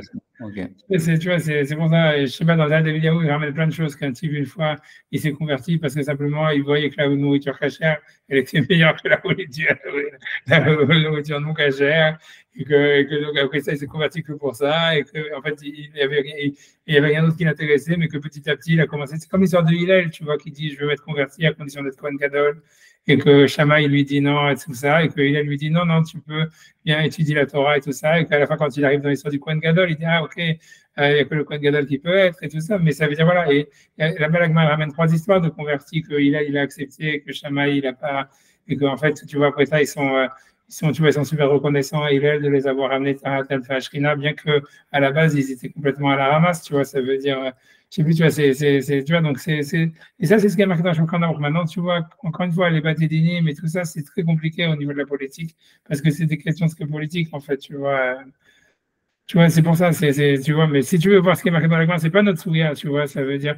Non, excusez-moi, je ramène ça, c'était un sujet de. C'est une souga dans les Vamot. Regardez, tout est expliqué, ça veut dire tout est marqué, c'est pas que tu vois qu'il y a un vide juridique où tu vois, quand on te dit est-ce que tu peux utiliser l'électricité Shabbat, tu vas dire on ne sait pas qu'est-ce que c'est, oui, non, blablabla, et tu vois, il faut que les poskim modernes ils disent quelque chose. Tout ça, tout est dans Shulchan Aruch, tout est dans la Gemara, tout est dans le machin, tu vois, il n'y a pas de. Et l'idée, c'est les là, il ne faut pas accepter. Bédiavad, tu vois, Bédiavad, c'est caché. Et à part ça, dans tous les rabbinim, ils te diront, comme moi, tous les rabbinim m'ont dit, alors que moi, j'ai plein de propositions à gogo, que normalement, si tu es un rab et tout ça, ne t'occupe pas des conversions. Tu vois, ça veut dire, si tu veux avoir, tu vois, c'est ça la règle, tu vois, ça veut dire, voilà, si ne t'occupe pas des conversions, il faut s'en éloigner comme de la peste, parce que tu comprends, c'est une grande responsabilité, et voilà quoi. Donc, ça permet d'avoir plus de convertis parce que ça attire les véreux. Mais ça veut dire, voilà quoi, ça veut dire, c'est tous les rabbinim qui te diront ça, tu vois, ça veut dire les rabbinim, tous mes rabbinim, je me rappelle parce qu'il y avait plein d'histoires, parce qu'en fait, après ça, moi, je sais pas, moi, je raconte, après je finis, mais ça veut dire, parce qu'avant, tu vois, il y avait une grande filiale, comme le Beit Din en France, il est, comment dire, très, très difficile pour les conversions, ils sont un peu catastrophiques. Il était. Peut-être qu'il est moins, je sais pas, en tout cas, avant, il était. Et donc, en fait, avant, il y avait une grosse filiale de filles françaises qui étaient, tu vois, qui étaient issues des mariages mixtes. Que, tu vois, c'était qui passaient par la Yeshiva University. Tu faisais un semestre à la Yeshiva University. Il y avait un des profs de la Yeshiva University qui était arabe d'une communauté, je ne sais plus comment il s'appelle, Rabbi Schwartz, c'était le rab de OF Tzedek, c'était la plus grande communauté dans le Upper East Side. Et lui, il convertissait, tu vois, il faisait un deal, tu vois, que tu convertis, machin, blablabla. Il les convertissait en masse, quoi, si tu veux. Mais comme il ne parlait pas le français, ni rien, etc., donc lui, il cherchait à mort un arabe franc qui parle français pour s'asseoir avec lui au Beit Din et faire les trucs. Je ne dis pas comment tu vois, et comment je donnais les cours en plus là-bas aussi. Tu vois, ça veut dire, je ne sais pas comment est-ce qu'il m'a saoulé et tout ça, etc. Et à la fin, tu vois, tellement j'en avais marre, tu vois, je ne sais pas, moi, j'étais voir David Weinstein, cette salle et tout ça, et il m'a dit, ouais, stay away. Tu vois, mais voilà, mais c'était des conversations orthodoxes et tout ça. Tu vois, ça veut dire c'était orthodoxe, mais tu vois, l'histoire, c'est comme ça, c'est très difficile, tu vois, c'est pas shoot, tu vois, c'est vrai, parce que tu vois, tu sais jamais ce qui va sortir de ça, c'est compliqué, tu vois, c'est une grande responsabilité, mais bon, comme tu dis, voilà, c'est Minachemaï, mais c'est sûr, moi, ce que j'ai vu, c'est que le service après-vente, il est plus important que le service avant-vente, quoi. Donc, l'idée, c'est que, tu vois, ça veut dire que la conversion, ça doit être vu comme le début d'un processus, et pas comme un accomplissement, et que, en fait, tu vois, ce qu'il va faire après que la personne, elle va se rapprocher du judaïsme vraiment et faire plus les mitzvot, et tu vois, donner une éducation juive à ses enfants, ou bien le contraire, tu vois, tout rejeter et tout. C'est vraiment lié à ce qui se passe après, quoi. Ça veut dire que tu vois. Non, ça veut dire qu'in fine, d'un point de vue un peu sodique, c'est-à-dire que là, l'âme devient juste quand même malgré tout, parce que sinon, c'est-à-dire qu'il y a une notion, là, dans ce que vous disiez, c'est qu'il y a une notion de tchouva quasiment. Ouais, c'est vrai, dans les discussions vraiment chaudes, je disais à ma femme, et ce qu'elle me disait ça un peu, exactement ce que vous dites. Et moi, je disais, mais franchement, non, parce que un juif, oui, ça peut marcher. C'est quelqu'un qui est juif, il peut revenir et tout, mais quelqu'un qui n'est pas, et si c'est une fausse conversion, il peut pas. À quoi il va revenir? Non, c'est vrai, c'est toujours bien parce que c'est-à-dire le sens, ça prend sens pour toi, tu vois. C'est comme je t'ai dit, tu vois, que tu es plus ou moins obligé de dire ça, à moins de dire vraiment des trucs, tu vois, vraiment débiles, mais ça veut dire, comme je dis, j'ai un anniversaire, tu vois, c'est dans la Megillat Ruth, comme je ne sais pas si j'ai dû déjà le dire 10 000 fois, tu vois, dans la Megillat Ruth, il y a marqué, tu vois, ça veut dire, il y a une contradiction. C'est que si jamais, tu vois, ça veut dire, l'idée, c'est de savoir quand Mahlon et Kilion, tu vois, les deux frères de Naomi se sont mariés avec Ruth et Orpa, est-ce que le mariage, il était valable ou pas? Tu vois, c'est ça l'histoire. Est-ce qu'elles étaient juives ou pas? Est-ce qu'elles étaient converties ou pas? L'idée, c'est qu'a priori, si tu penses qu'elles n'étaient pas converties, que c'est la logique, on peut dire qu'elles n'étaient pas converties. Il y a une preuve à penser qu'elles n'étaient pas converties du fait que quand les deux mariés meurent, Naomi, elle les rejette, elle leur dit rentrez chez vous, rentrez chez vous. Elle leur dit de ne pas rentrer en Israël. Donc normalement, ça voulait dire qu'en fait, les deux mariages, il n'y avait pas de conversion. Tu vois, ok, donc ça veut dire que les deux mariages avec, tu vois, avec Mahlon et Kilion, ils n'étaient pas valables. Tu vois, c'était pas des mariages, il y avait des kiddushin ou ce que tu veux. Après ça, tu vois, quand Naomi, elle rentre en Israël, quand Ruth, elle rentre avec Naomi en Israël, Naomi, elle se réveille, elle dit, ah, il faut faire yiboum et tout ça. Et la question, elle dit, tu vois, parce qu'elle dit, tu vois, tout l'histoire, c'est. Depuis quand quelqu'un fait yiboum, si quelqu'un a son frère qui est marié avec une goya, il va faire yiboum. Tu vois, mais tu vois, si la meuf, elle s'est convertie après, c'est une autre histoire, mais le premier mariage, il valait rien, archiquement. Tu vois, et la preuve, alors qu'est-ce que tu apprends de là? Tu vois, ça veut dire, et c'est une grosse question, tu vois, dans la Megillat Ruth. Tu vois, ça veut dire, j'ai pas envie de dire, il y a deux réponses en fait, mais je veux dire la réponse que moi je pense que, enfin, ça veut dire ma réponse à moi, que je pense qu'elle est marquée ailleurs, je pense, tu vois, c'est qu'en fait, c'est comme c'est la même chose que je dis tout à l'heure, c'est que, en fait, ça veut dire la conversion, c'est un processus. Tu vois, ça veut dire qu'a priori, que quand elle s'est mariée avec, quand Naomi, par exemple, s'est mariée, Naomi et Orpa, les deux sont mariés avec des juifs.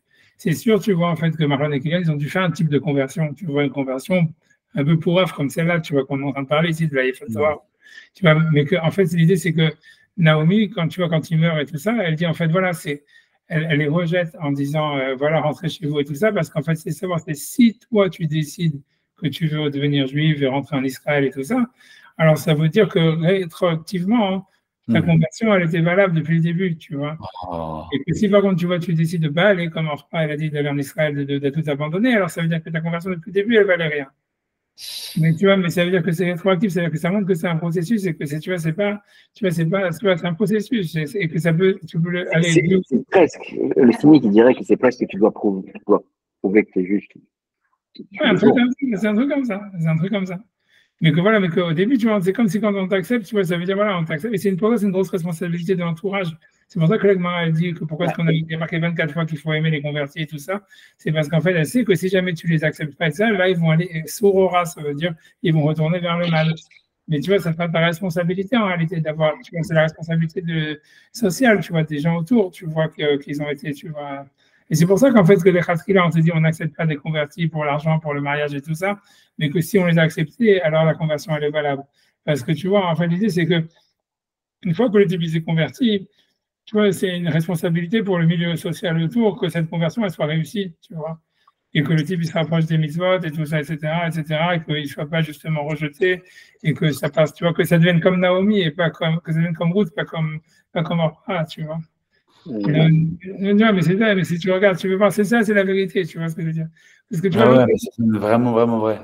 Ouais, c'est une preuve, tu vois, et ça veut dire, parce que l'autre explication, ça serait de dire, un chidouche super grand, c'est de dire, comme tu vois, c'est la seule manière d'expliquer l'histoire de Megillat Ruth, ça serait de dire que, en fait, un juif, il pourrait se marier avec une non-juive. Tu vois, c'est arrivé comme le Tosfot qu'on est en train de faire ici, tu vois, que le mariage avec une non-juive, il aurait une certaine validité, et que tu vois, comme tu vois, parce qu'on a vu qu'il y a cette histoire de mitzvah passée, on va faire le Tosfot la semaine prochaine, tu vois que Et que c'est à cause de ça qu'il y avait Yiboum et tout ça. Et ça me paraît vachement plus, encore plus, tu vois, ça me paraît une explication beaucoup plus tordue que de dire que c'est un truc que la conversion est rétroactive, tu vois. Mais c'est ça les deux chemins que tu as. C'est soit de dire, en fait, tu vois, que dans l'histoire de Ruth, c'est que le mariage avec une Goya, c'est pas si zéro que ça, tu vois. Et ça, c'est un grand cri douche de dire ça. Tu vois, mais tu vois, ce qui est basé sur. Parce que ce serait plus que ça, parce que les chocs de Yiboum, c'est pas des chocs qui s'appliquent au Goïm, donc. C'est pour ça, c'est super bancal. C'est hyper bancal. C'est pour ça que la explication que j'ai dit au début, elle est plus forte, elle est plus facile, à mon avis, elle me paraît plus probable, tu vois. Et c'est dire, ouais, c'est un processus, et ça veut dire que quelqu'un, en fait, il peut faire que sa conversion, en fait, tu vois, elle va prendre sens parce qu'il va, tu vois, il va l'assumer, et comme il dit, quand tu regardes tous les midrashim, il dit ça, il dit que quelqu'un qui avait une kavana bien au début, ça va faire que, en fait, Hachem, il va le faire, qu'il va comprendre c'est quoi le judaïsme. Même si au début, il comprenait rien, et tu vois, il est complètement à l'ouest et tout ça, Hachem, il va le guider, et petit à petit, un jour ou l'autre, et même, je crois, je ne sais même pas si certains des vidéos qui s'est pas lu ses enfants, un truc comme ça, tu vois. Et tu vois que ça veut dire parce qu'il y a une kavana qui était les Shem Shemaim au début, même si c'était pas clair, même si c'était intéressé, même si c'est ça, tu vois. Tu vois, mais les khatri là, il faut pas que ça soit comme ça.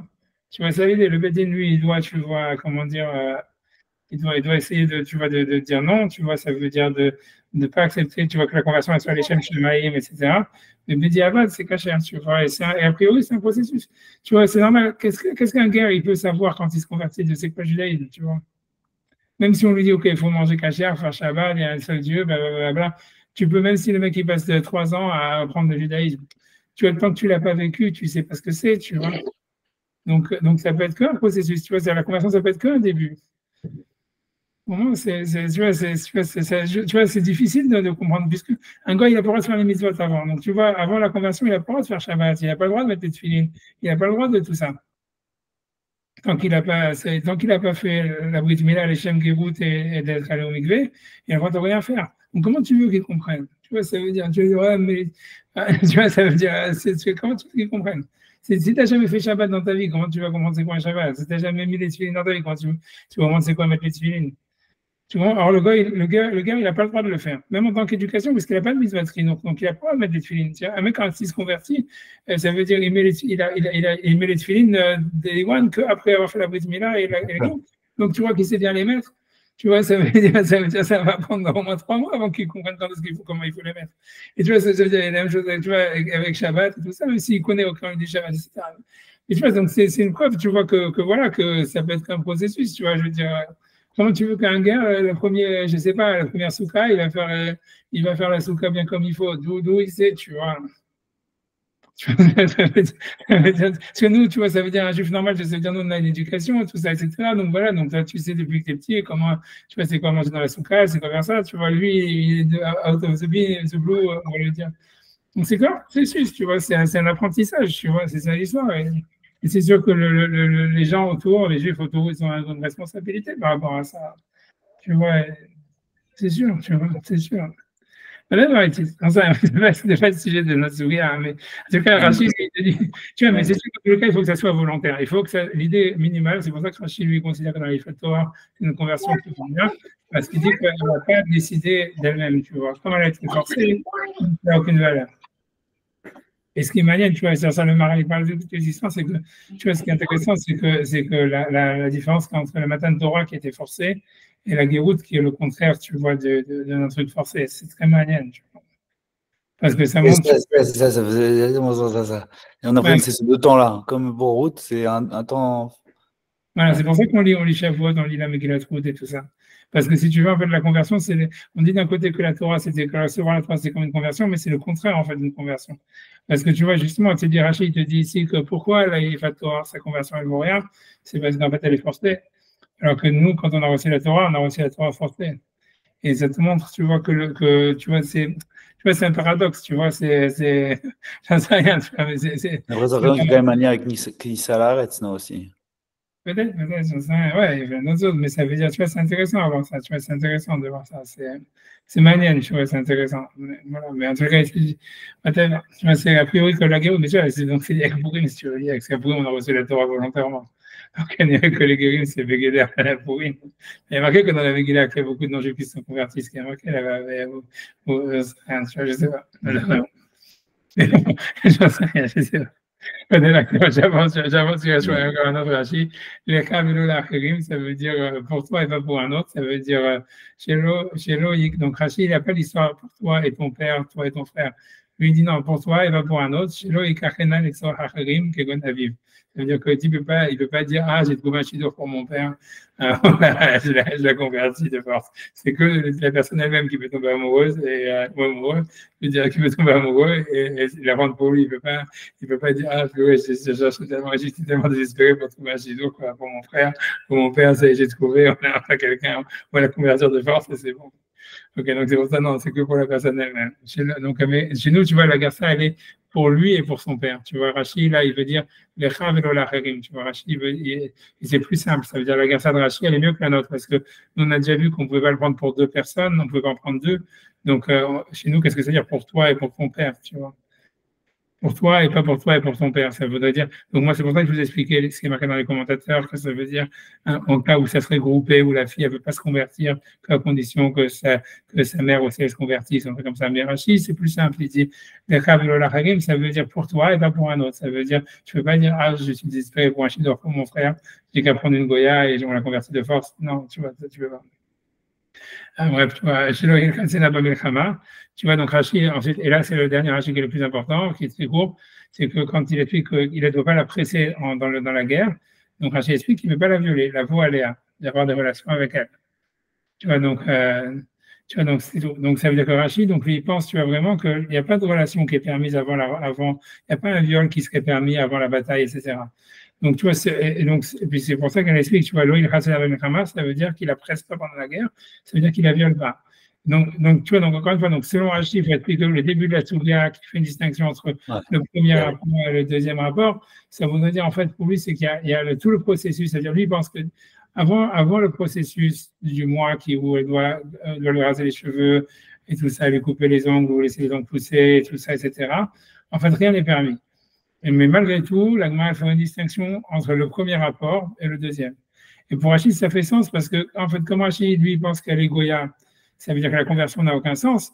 Donc, pour lui, tu vois, c'est vraiment, on te permet, donc, parce que la question est de dire qu'est-ce que ça veut dire qu'elle entre le premier rapport et le deuxième rapport, puisqu'elle a déjà fait tout le processus de conversion.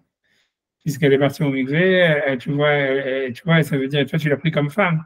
Mais Rachid, lui, en fait, donc Rachid, il faut comprendre que lui, il voit cette paracha différemment. Lui, il pense, la conversion, elle vaut rien. Et tout le monde est d'accord sur ça parce qu'elle est forcée. Donc, en fait, c'est quoi? C'est un chidouche que la Torah te permet de vivre avec une non-juive, maritalement avec une non-juive. Et donc, c'est pour ça que pour lui, il y a lieu, la distinction qu'on peut faire entre le premier rapport sexuel et le deuxième, c'est parce que, comme de toutes les manières, la relation, ça veut dire c'est une relation, c'est une relation maritale interdite, parce que tu vois, la conversion n'est jamais valable. Donc, en fait, la fille, elle est non-juive, peut-être les enfants, ils sont non-juifs, etc. Donc, c'est pour ça que la Gemara, elle veut dire, en fait, peut-être qu'on lui permet qu'une relation sexuelle pour qu'il se calme. Et après, hop, il la libère et qu'il aille au diable, tu vois, ça veut dire elle rentre chez elle et c'est tout. Et que la Torah, elle aurait permis, et ça, c'est ce qu'on aurait permis pour un Kohen, tu vois, rien que pour le calmer, et qu'un juif, on lui permettrait de continuer à la garder comme d'avoir des relations avec elle, tu vois. Et tu vois, selon Rachid, c'est ça l'idée, c'est pas qu'on permet à aucun moment un viol au moment de la bataille, tu vois. Et quand l'Agma a dit au moment où tu es à la captivité, ça veut dire qu'il tombe amoureux d'elle au moment de la captivité, comme il a dit, tu vois. Ça veut dire qu'il ne peut pas la rendre captive et dire je vais la vendre ou quelque chose et après tomber amoureux d'elle. Il faut qu'il tombe amoureux d'elle au moment de la bataille. Alors ça, c'est l'explication de Rachid. On va voir la semaine prochaine dans Hachem Tosfot, tu vois qu'il explique différemment. J'espère que c'est clair dans ça. Franchement, merci. Merci beaucoup. Tellement précieux, tellement précieux. Je vais aller voir mes parents. Ouais. Alors, on se parle pour jeudi. Oui, parce que moi j'aimais bien jeudi soir. Je sais pas, en fait. Jeudi soir, on peut essayer de. Je vais envoyer une invitation pour jeudi soir, vous nous dites si ça va. Déjà, il faut que je vois. Tu diras à Valentin si c'est bon pour toi ou pas. Merci, Rav, j'avoue à toi. Merci à vous. Ça se passe pas très vite. Avec des bonnes nouvelles. Bye bye.